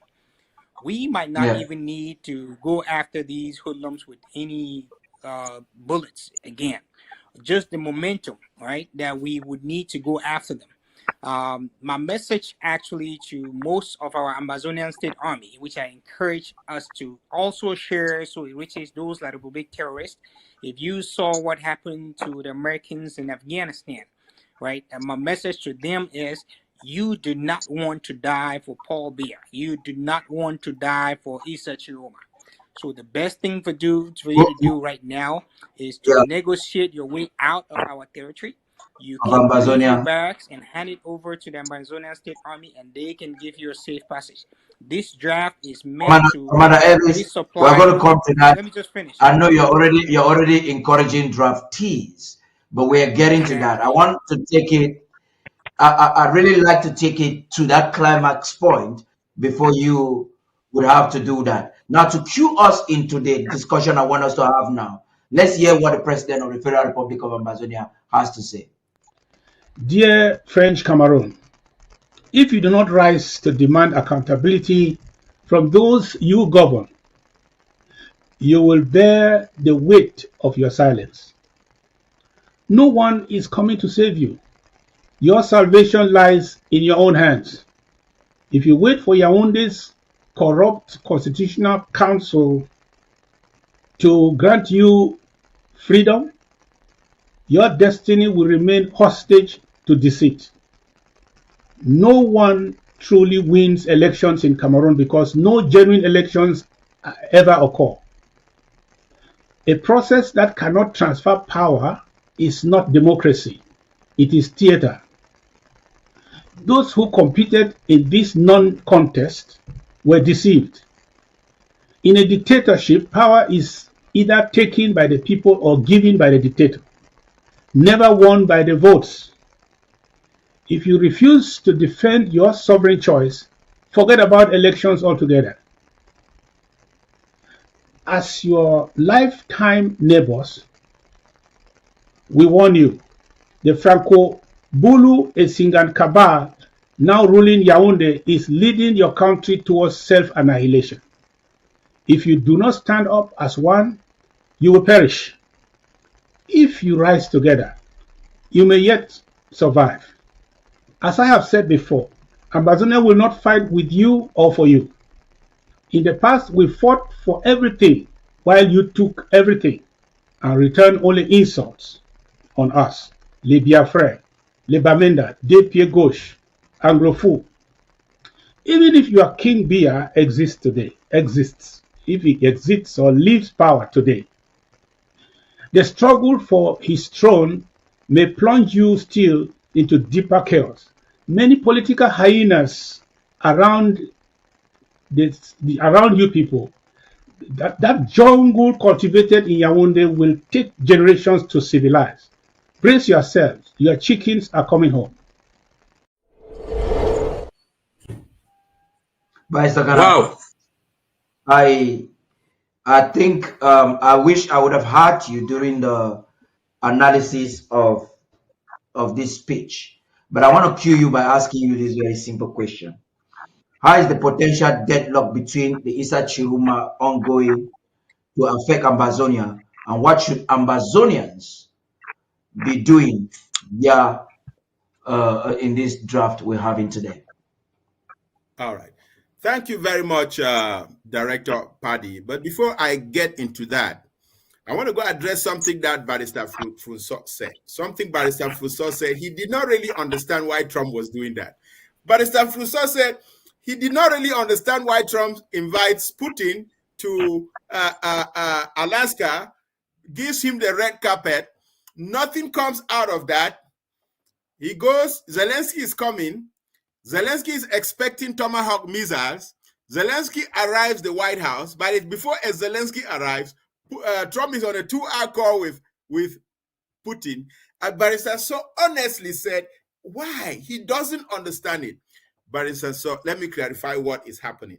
It goes back to that statement that I told you, that I told this forum, that you always get kissed before you get done what? You can complete it. The red carpet treatment in Alaska was the kiss. The missiles from Ukraine that are already hitting the oil refineries in Russia is the screwing you up without Vaseline. Hello? Trump is talking about Tomahawk missiles. What are Tomahawk missiles going to do? Precise targeting of locations in Russia. We do not need any more precise targeting because the Neptune missiles that Ukraine has built in Ukraine with Western help is already doing that in Russia. Let me make another point to clarify that. Go back 200 years ago or 240 years ago or however, when Napoleon invaded Russia in his Moscow campaign. What defeated Napoleon in Russia? Paddy, you study history, so you know what I'm talking about. The snow, the cold weather, the Russians withdrew. Napoleon's troops could not handle the cold. What is happening in the Ukraine-Russia war right now? Winter is approaching. The Neptune missiles, which the Tomahawk missiles are going to do just the same thing, but they already have it. That whole talk about Tomahawk missiles is to placate Putin from drawing NATO into the conflict, because the Neptune missiles are already doing what the Tomahawk missiles are supposed to come and do. They already have F-16s, they already have an Air Force. Winter is coming. 40% of Russia's capacity of oil refineries is already been shut down. Russia, for the first time, is beginning to import refined petroleum because they cannot manufacture it. Tick-tock, tick-tock, tick-tock, tick-tock. Winter is coming. It will freeze Russians, and Ukraine does not have to defeat Russia. Russians themselves will rise up to lynch Putin. And you say... Barrister Fru, I'm not intercepting you, just to agree, Barrister Gana. A few weeks ago, Putin said Russia is cooked up. That was just about 2 weeks after, about 3 weeks after Russia left, Putin left Alaska. Trump provoked him by saying that he should come for negotiations now, or for a ceasefire now, because he cannot go. I think I'm kind of agreeing with you to some extent. Go ahead. And let me add to that clarification. A lot of this placating was towards straining Zelensky so that he can sign over Ukrainian mineral resources to Russia. They signed the mineral deals The same day after they signed the ministerial deals, what did Marco Rubio say? We are tired with this back and forth dancing with Russia. We are ready to support Ukraine fully. And something else that was said by Barrister Mbeseha, that Putin invaded Ukraine because Ukraine wanted to join NATO. And so you ask yourself, why did Putin invade Chechnya? Why did he invade Georgia? Were they also trying to join NATO as well? I'll leave that as food for thought. Now, fast forward into the situation of Cameroon and towards this draft. Ladies and gentlemen, Ambazonians, lend me your ears. Ambazonia has already won. The writing is already clear on the wall. All what we have to do is support the ASA towards consolidating our territory and cleaning up this mess. God has already ordained it for us. Why do I say that? Listen carefully. For 22 years, between 1960 and 1982, while Ahidjo was in power, Ahidjo taught Cameroonians one lesson that they never lost. What was that lesson? If I have power, I can kill you. I can lock you. I can kill the whole of your family. I can exile you without any recourse. Listen to Francis Bebe's songs. Amiba, c'est toi, mon ami, oye. Caricaturing the whole Ahidjo regime of that lesson of winner takes it all. I have power and I can do whatever I want to do with you. Since Biya took over from 1982, what message has Biya emphasized? That if I have power, I can arrest whoever you are, lock you up, seize whatever you have with no recourse. Even if you are my former doctor, even if you are my former prime minister, even if you are my former secretary general, aka and Atangana Mebara, even if you are my former whatever minister of defense, Mebengo, whoever, I can arrest you and lock you up. What lesson has that taught Cameroonians? It's a winner takes it all and there is no room for negotiation. Add that to the fact that the guy who has won the elections so massively is somebody who was arrested in 1984, locked up, tortured, watched his countrymen from the northern region be butchered while the Beti Bulu Insingang ascended to power. Are you listening? Add that to the fact that when I met Shiroma in New York in 1982, he made a very fervent speech in the house of Mr. Joseph Mancho. He said, as I go back to Cameroon, he was a firebrand at that time. Well, he went back to Cameroon. We raised money to help him. He said, as I go back, but he went to Cameroon, he was co-opted.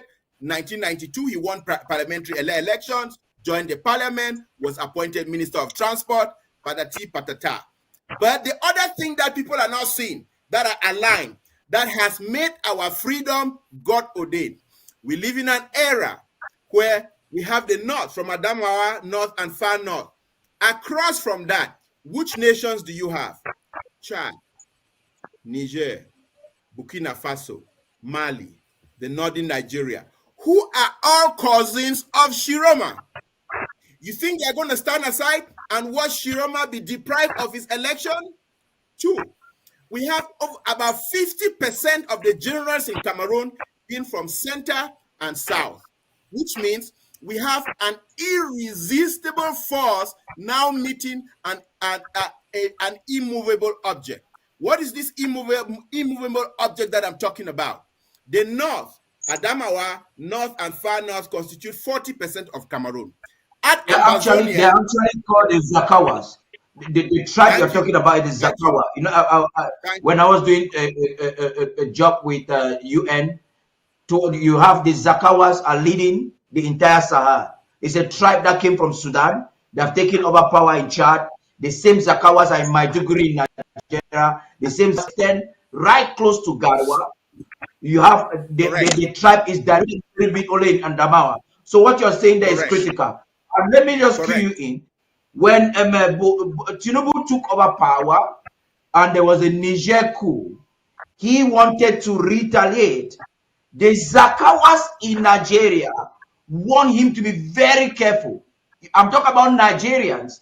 Zakawas, you had this professor was talking. So what you're seeing, that speculation you're giving there, I think Chiruma is talking with a lot of gusto because probably there are some talks with his brothers or cousins from all of these, not in these Sahel countries you're talking about. Go ahead, please. He has even been to Chad. He went to Chad, spent the night there, and came back. I have confirmed just 2 days ago from Cameroon that Chiroma has actually been planning this for 6 years. So let me jump in again on this irresistible force and immovable object. There is something in the United States. Whenever you hear that in the Atlantic Ocean, there's a Category 5 hurricane that is coming. They always talk about the Category 5 hurricane, and they focus on the highway in Miami, in all of those Pensacola areas. They always show the highway leading down and the highway leading up. What do you always see? There's a 6-lane traffic packed leading out of that area, and there's a 6-lane traffic coming down, and it's all empty. We have about 9 days. Tick-tock, tick-tock, tick-tock. The clock is ticking when the ELECAM is going to declare those results. If you are in Yaoundé, listen to me. If you are Ambazonian, you are in Yaoundé, you are in Douala, you are in Betua, you are in Kribi, get the heck out of Dodge. This thing is about to hit landfall. There will be bloodbath in Yaoundé. You will need a Mandela and a Kissinger to negotiate between those two parties for them to be a peaceful transfer. Because the only way out of this is for the Betty generals to peacefully allow a peaceful transfer of power to Chiroma. That is the only sane way out of this. What are the chances of that happening? Close to 0. As we speak, the French in Yaoundé are trying to mediate between the Bia people and the Chiroma people. And the Chiroma people, all what they are saying is, we don't even want to hear it. We have won, and all we want is power. Remember about 3 years ago, when the son of the former governor of the North, Usman May, was being interviewed on one of the TV stations in Douala. The son of the former minister of the North, Usman May, he was being interviewed. This is what he said. He said, the North had a pact with Bia that they will support Bia so long as his living terms exist. When Bia's reign is over, that pact is done. So what is about to hit Cameroon? Bloodbath. And through bloodbath, Ambazonia will consolidate itself. That is why if you are an Ambazonian listening to this show tonight and listening to Commander Elvis, you need to dig deep into your pocket and support this revolution.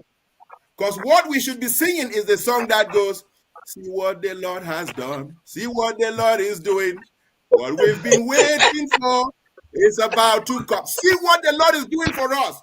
Everything has been aligned for the liberation of Ambazonia. And we should be digging down into our pockets to support SACO, to support the Ambazonian State Army, to ensure that our people are protected, to ensure that UN Resolution 1608 stands, to ensure that UN Resolution 1514 stands. And we, Ukraine is counting on the West. We Ambazonians, we are the people we've been waiting for. We are the people to fund our own revolution. And as I always said, there's something I want to cue the others there. You just said something. We Ambazonians, we are the people we have been waiting for. Amazing. I'll get back to you, Barrister Gana. Barrister Fru, please. Yes, Paddy. To support what Barrister Gana is saying, just 2 days ago, 2 or 3 days ago, Chiroma went to Chad. He went to Chad, spent the night in Chad, in the presidency of Chad, and left the following morning with Chadian escorts back to Garoua. The Jahawas, what do they call them? They are spread across Zakawas. They are spread across Central Africa, Chad, and Nigeria. And they are all backing Chiroma. the question of fighting, the arms are there, everything from what I'm hearing from my sources, the Chiruma people from the north are armed to the teeth, and they are just waiting for this coming weekend. Like Barrister Gana said, there's going to be a bloodbath in Yaoundé if that electoral, whatever they call it, ELECAM or whatever they call it, does not give the right results for the so-called dying Constitutional Council led by a dead man to pronounce the results from the polls. If they do anything short of that, Cameroon is burning and is going to burn. And to make and to support what Ghana is saying, we are going to be free. We have to. This draft today is so important. Even if you cannot eat, whatever you have, send it in, because we need to consolidate. We need to consolidate our boundaries. The only thing I'm afraid is that our air is still open, our sea is still open, but we need reinforcement from our stakeholders, from our sources, from our people, from those who support us abroad. We need that help now. Ambazonia is free. We have our country. Now, this coming weekend, it's not after this. This coming weekend will determine where we go from here. It is crucial. Dr. Sarko's speech was a rallying call, and it came at the time that it came. The time was proper, and the Ambazonians have heard. You will see what will happen today from this draft. Like Barrister Gana says, Ambazonia is all Ambazonia needs now.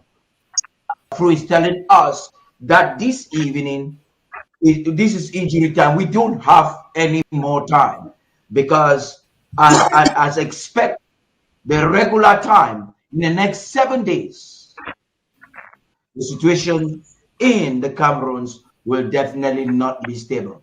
But before I give you the mic, Barrister Mbeseha and Barrister and Commander Elvis, let's hear again a snippet of what the president has to say. Right after that, Onye will be coming up to tell us some things at the home front that will usher us to the close of this segment of tonight's program.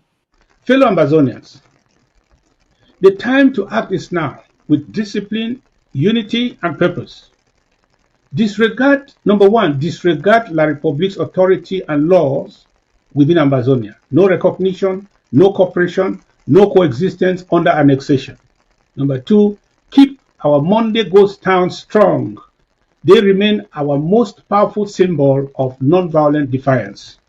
Number three, document all violations of international law. Preserve evidence, witness statements, and objective records. Number four, protect our community schools, houses of worship, hospitals, and civilians. This must never be targeted with political violence. Let us intensify our diplomacy. Number five, press our case internationally for recognition, sanctions, and mediation rooted in our right to self-determination. Number six, prepare for negotiations from a position of strength. Build political, legal, and diplomatic capacity now. Number seven, organize a national fund for resettlement and reintegration, encouraging our displaced people to prepare for return. Ambazonia is not a bargaining chip. We will not allow our struggle to be reduced to personal ambitions. We owe the dead more than rhetorics. We owe them results. No career politician vying for La Republique de Cameroon's presidency will use Ambazonia as a launch pad to power. The settlement of this war must arise from the place of equality, as it was in the beginning. Two states of equal status, so shall it be in the end. Two states of equal status, so shall it be in the end. And the arrogance of Cameroon has always been trying to talk to those they call Anglophones, not talk with us. Barrister Mbeseha, please. Yeah, again, thanks for having me. The president has said a lot there, but let me go back a little bit to come to what the president has said. In the last segment, they read that there comes a moment that you must seize the time, the opportunity to do something in all conflicts. And I can take back that one to the Palestinians and the Israelis. The moment is there, United Nations of Israel, of Palestine, and the 2010-point Cairo meeting. That's the opportunity for them to seize. Both parties, it's not one win, it's a win-win proposal. If you go back, look at those recommendations, look at those actions just within the last several months and seize the opportunity. Fast forward again to Ukraine-Russia. The president of the United States tell the president of Ukraine, let's embrace democracy. That's the time you seize the moment. America is the greatest supporter of Ukraine in this war. And if their own master tells you, let us try this diplomacy, listen to it. Diplomacy is a give and take. Then fast forward to Ambazonia. The president says it is time now. Why now? We're talking about now. October 2025. Now, he's talking about the elections going on there. And so the elections are an opportunity for us. In the last several years, the opportunities came. The best opportunity was the Swiss-led initiative. It was embraced by many international organizations and countries. But it failed. Not very much because our own brothers and brothers were against. No. It failed because they thought they could withdraw from Egypt and went back home. That's the problem. That women withdraw from the Swiss-led initiative included Chiroma, member of government. That very government is disintegrating, barely trying to survive. And that one is the article. But whoever wins, or somebody else, that person must realize that it's now time for them to come to a negotiation table. Because Ambazonian government now,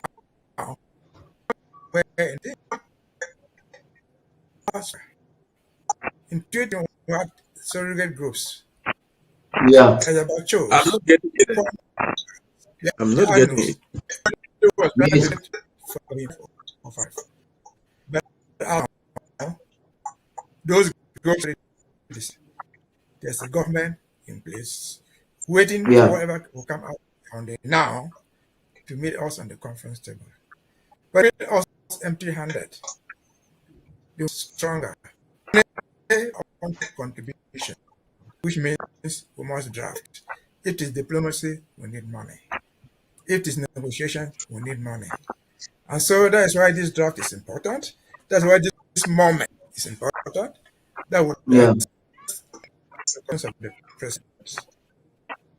That's amazing there, Barrister Mbeseha. We were having some issues with your effective sound.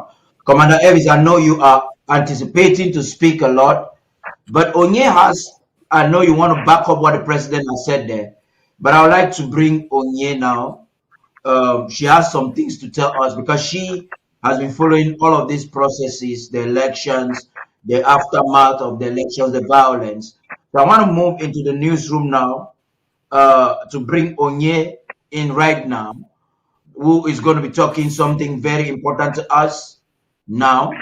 And then once she's done with that, we will conclude with your remark and the closing points of of every person in this panel. So I want to find out if the newsroom is ready right now. Onye, can you hear me? Okay, I'm bringing Whatever since the. Can you hear me? Mr. Tarh, can you hear me? Yeah, can you hear All right, thank you so much. You know that ever since the election or selection, as the case may be, happened in the French Cameroons, the report has neither been a fair one, and the people have been up and about trying to cause different kinds of havoc, protesting and trying to get their voices heard.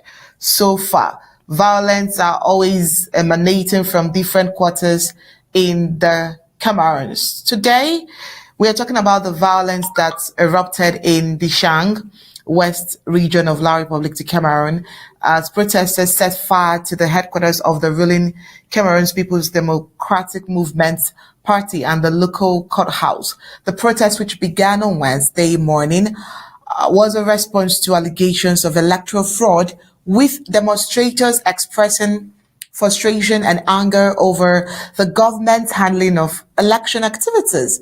Eyewitnesses report that the situation is chaotic, with protesters clashing with security forces. The fires have caused significant damage to both buildings, and it's unclear if anyone was injured in the incident. The protests appear to be linked to long-standing tensions surrounding the CPDM's dominance in the Cameroon's politics. The party, led by President Paul Biya, has maintained a tight grip on power, with many opposition parties accusing the government of rigging elections so far. Well, the situation remains so volatile, and it's unclear how the government will respond to this protest. Security forces have been deployed to quell their violence and restore order, but that hasn't been done. Well, this is also to mention that this is not the first place where we are seeing fire when it comes to the elections propaganda. Both in Douala, on Thursday, we reported of the fires that were caught there, and surrounding Ambazonians, they've been having series of fire outbreak where citizens are just scared and are not satisfied with the election of October 12th. Still on the October 12th presidential election, tension is still continuing to mount in the colonial French Cameroons, as three prominent candidates have filed formal petition at the Constitutional Council citing various irregularities and violations during the electoral process.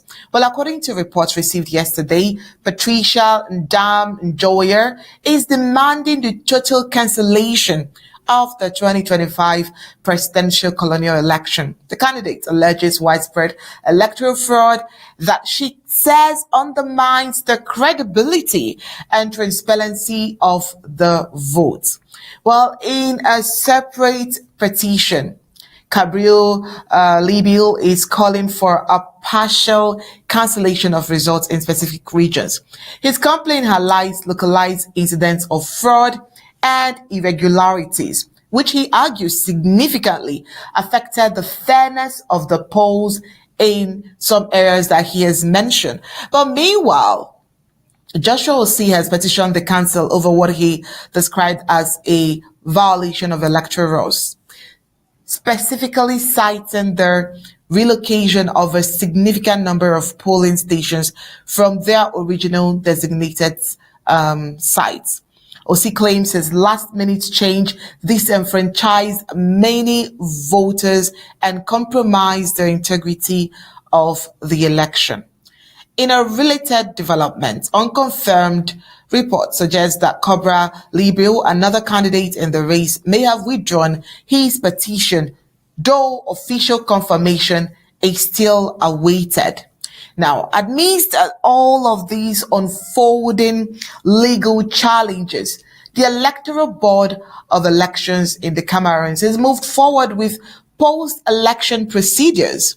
Now, in the post-election procedures, on October 15, 2025, the board signed resolution officially releasing the list of members of the National Commission for the final counting of the votes. Now, the commission comprises of representatives from the judiciary, the administration, the colonial elections in Cameroons, the ELECAM, as well as delegates from the various candidates who participated in the race.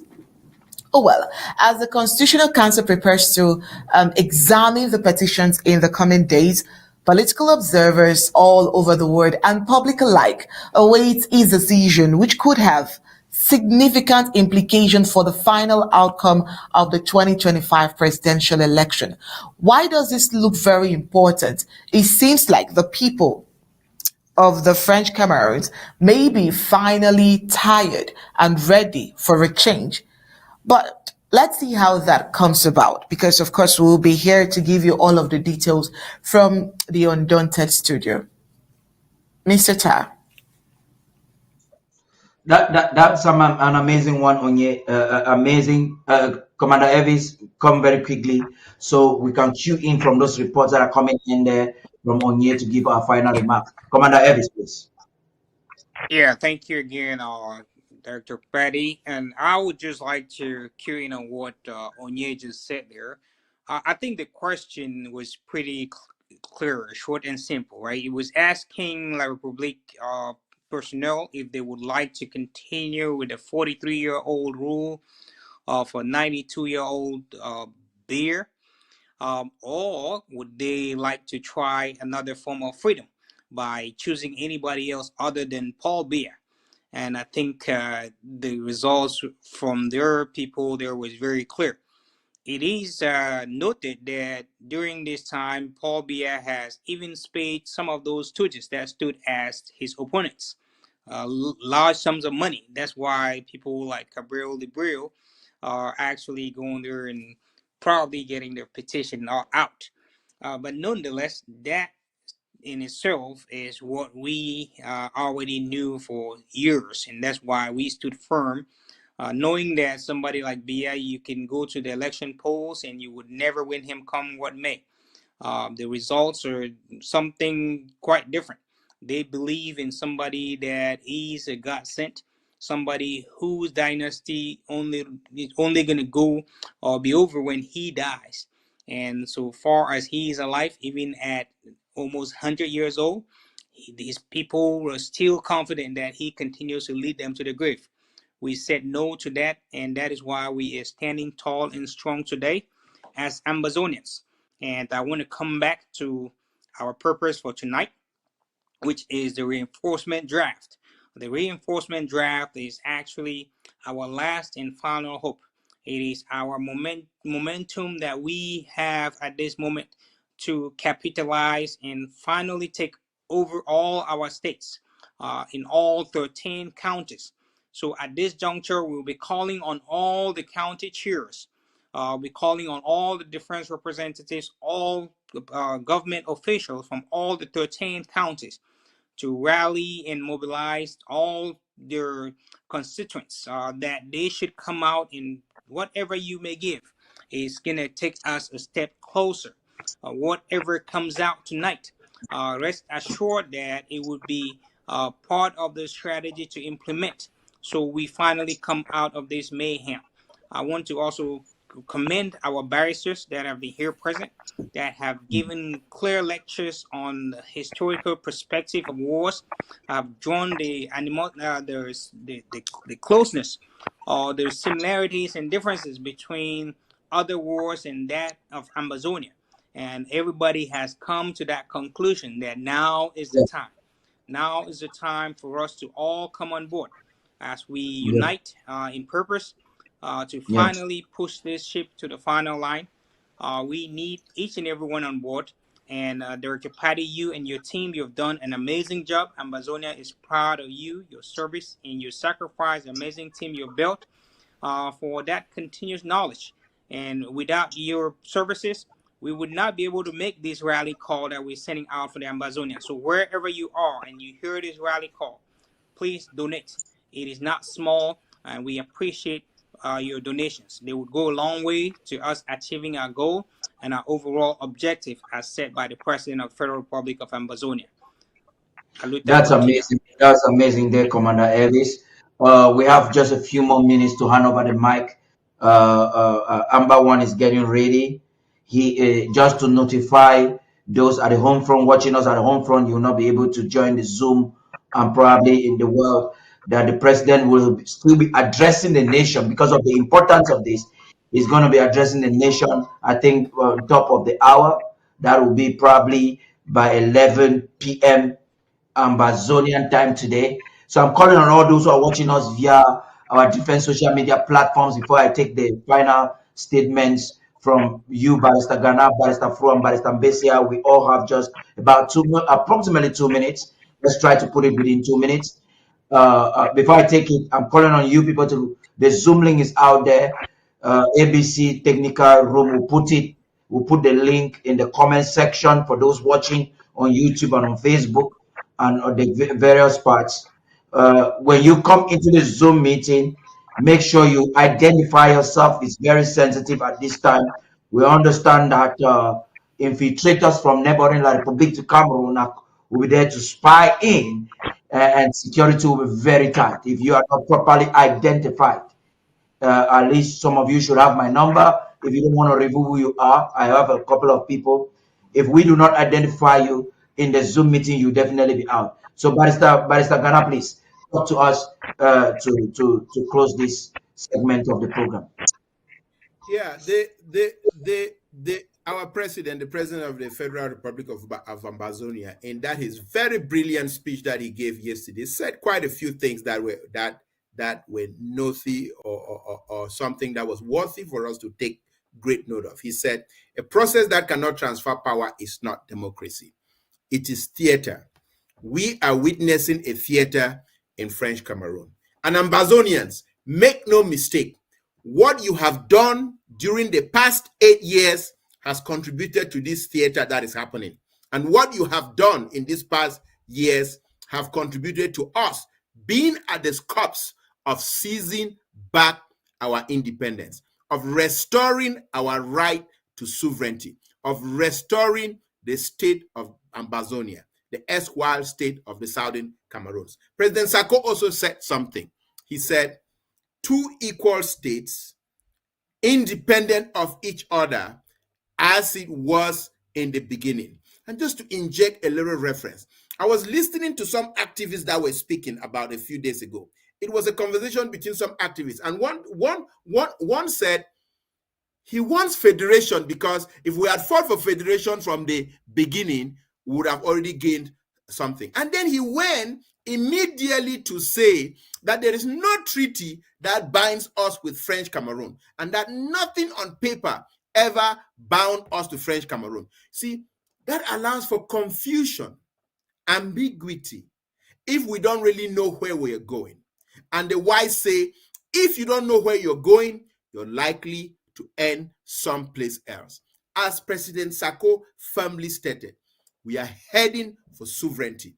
We are heading for independence. There is no discussion whether it's with Chiroma, or whether it's with the Bia people, or whether it's with the international community that is going to come to Cameroon after their bloodbath has gone to extent or to an extent that they cannot contain. Because that's what is going to happen. There's going to be a bloodbath which Cameroon does not have the resources or the intelligence to resolve.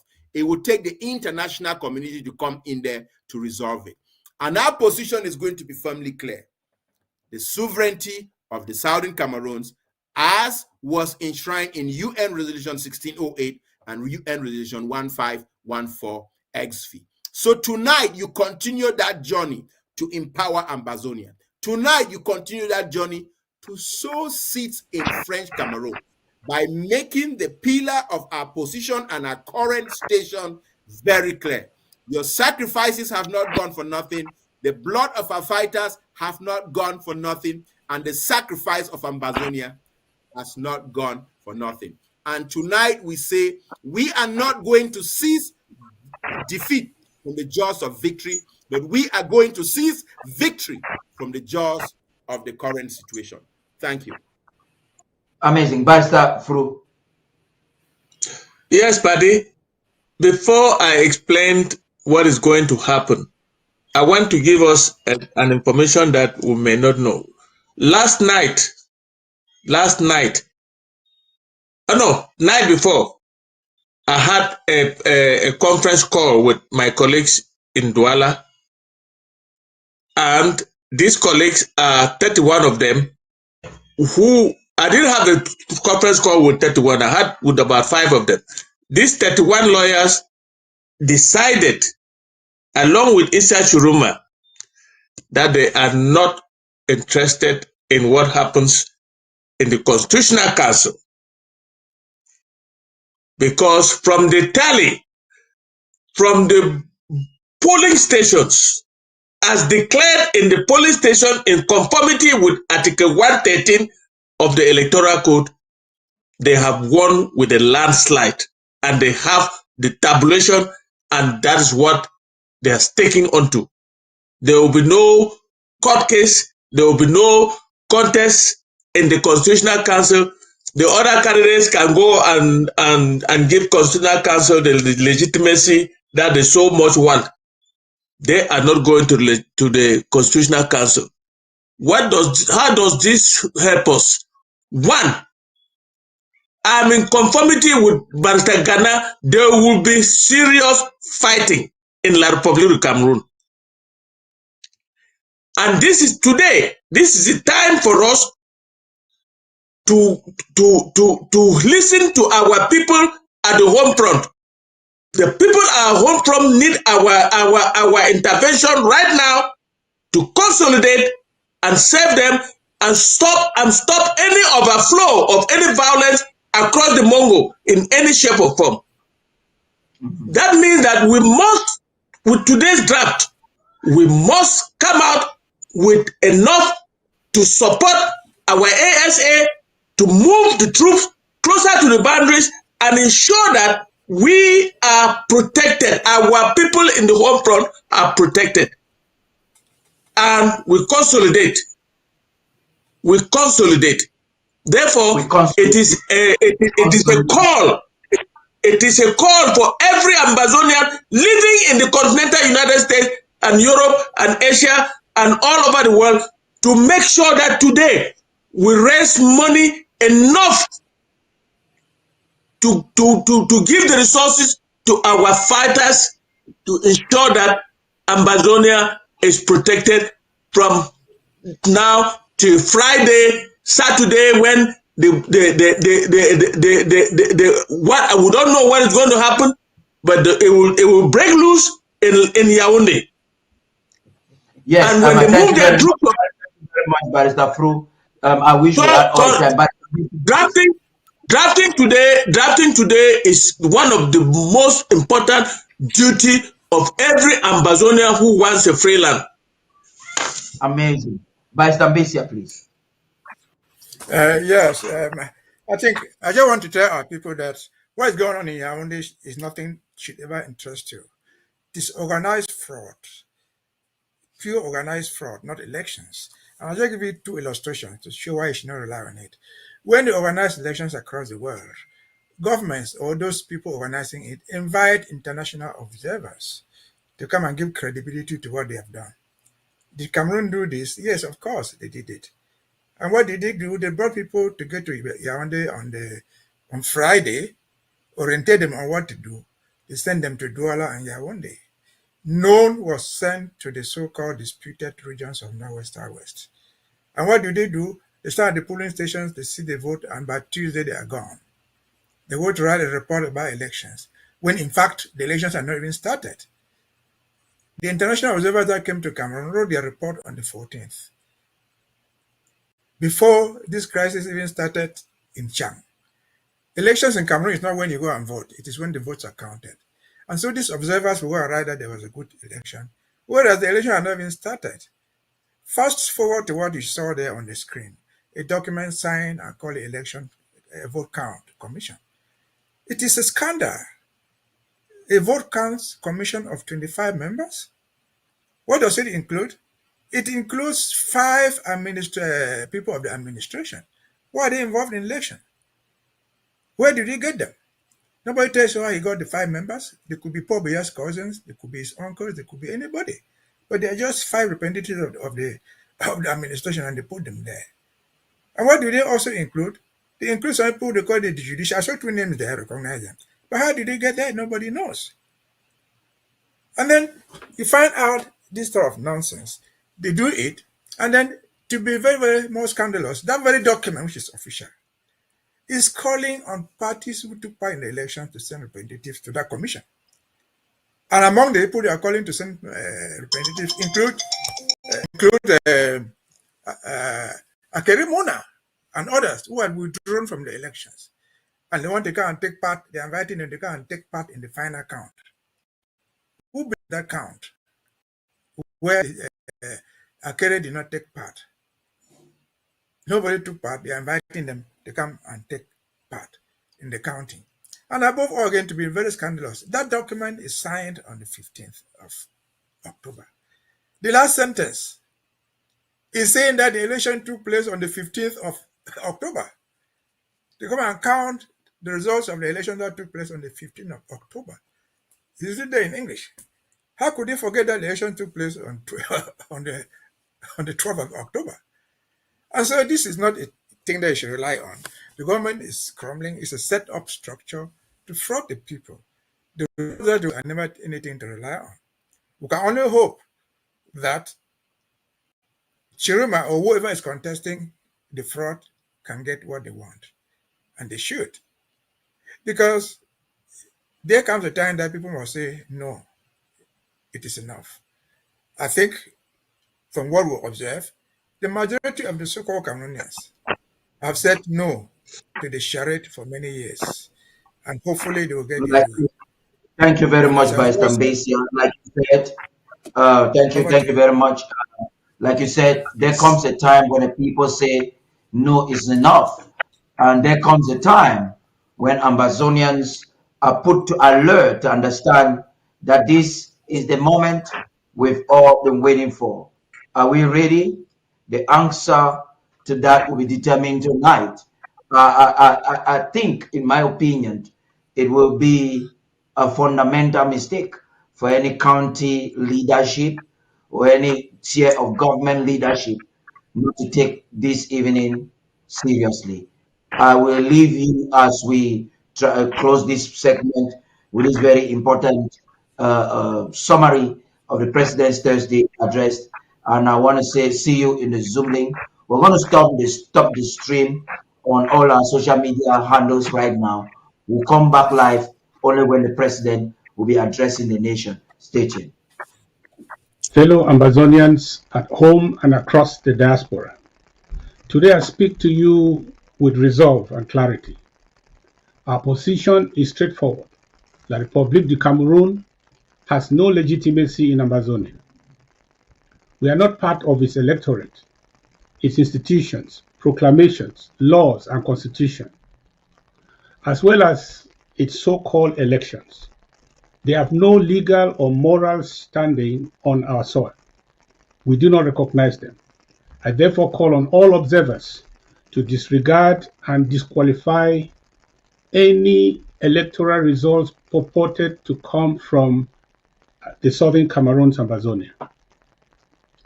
What we witnessed on the 12th is the familiar pattern of organized thievery, a fraudulent ritual orchestrated by CPDM corrupt machinery of colonial administrators, ELECAM officials, parties towards soldiers and hired thugs.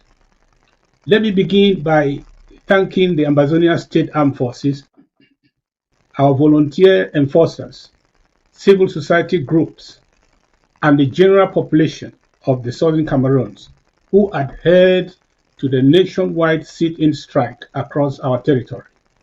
You accomplished this demanding task with discipline and professionalism.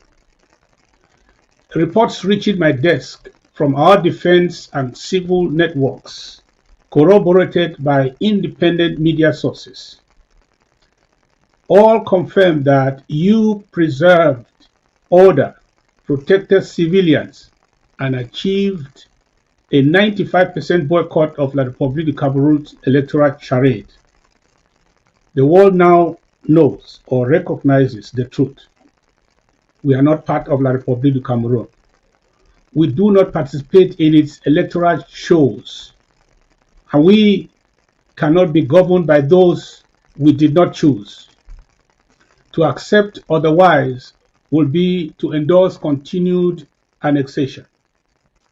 My fellow warriors of the revolution, this conflict will not be resolved at any table dressed by retired or compromised actors, those who traded principle for position or personal comfort.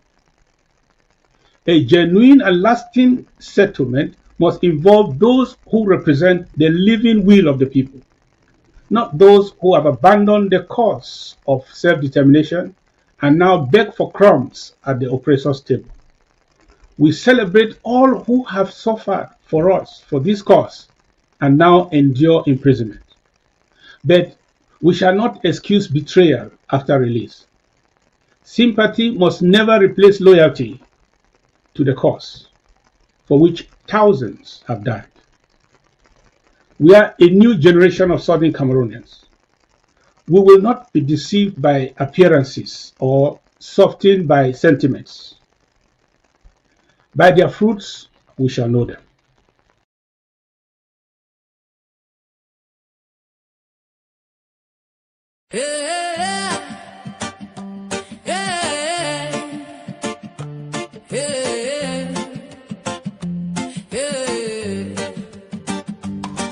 In the shadows we were fractured beneath the weight of silent tears.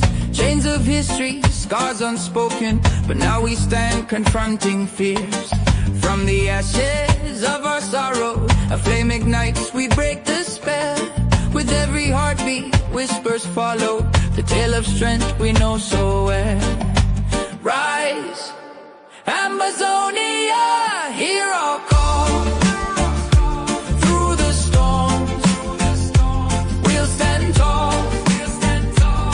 In the heart of our land, freedom song. With unwavering spirit, we will belong. From the mountains to the rivers wide, we reclaim our faith with hope as our guide. On October 1st, hear our unity. Together we rise forever free. With every dawn we paint the skies, a tapestry of dreams reborn. No longer bound by silent cries, our rightful path together sworn. Through the struggles and the battles, in every heart a warrior's fire. For the dreams that our ancestors battled, we reach the summit, climb higher and higher. Rise, Ambazonia, hear our call. Through the storm, we'll stand tall. In the heart of our land, freedom song. With unwavering spirit, we will belong. From the mountains to the rivers wide, we reclaim our faith with hope as our guide. On October 1st, hear our unity.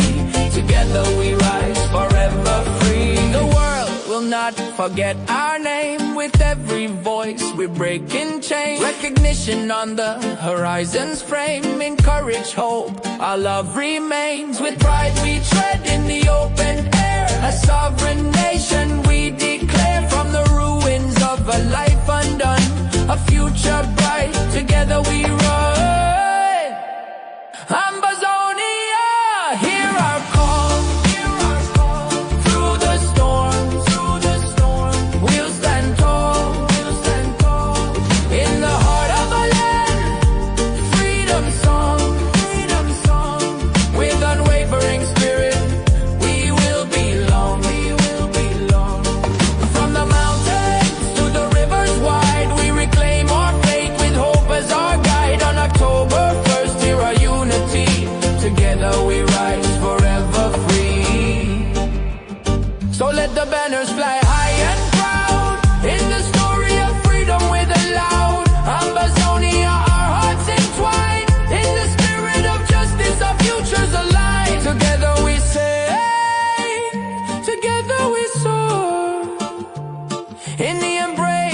sovereignty for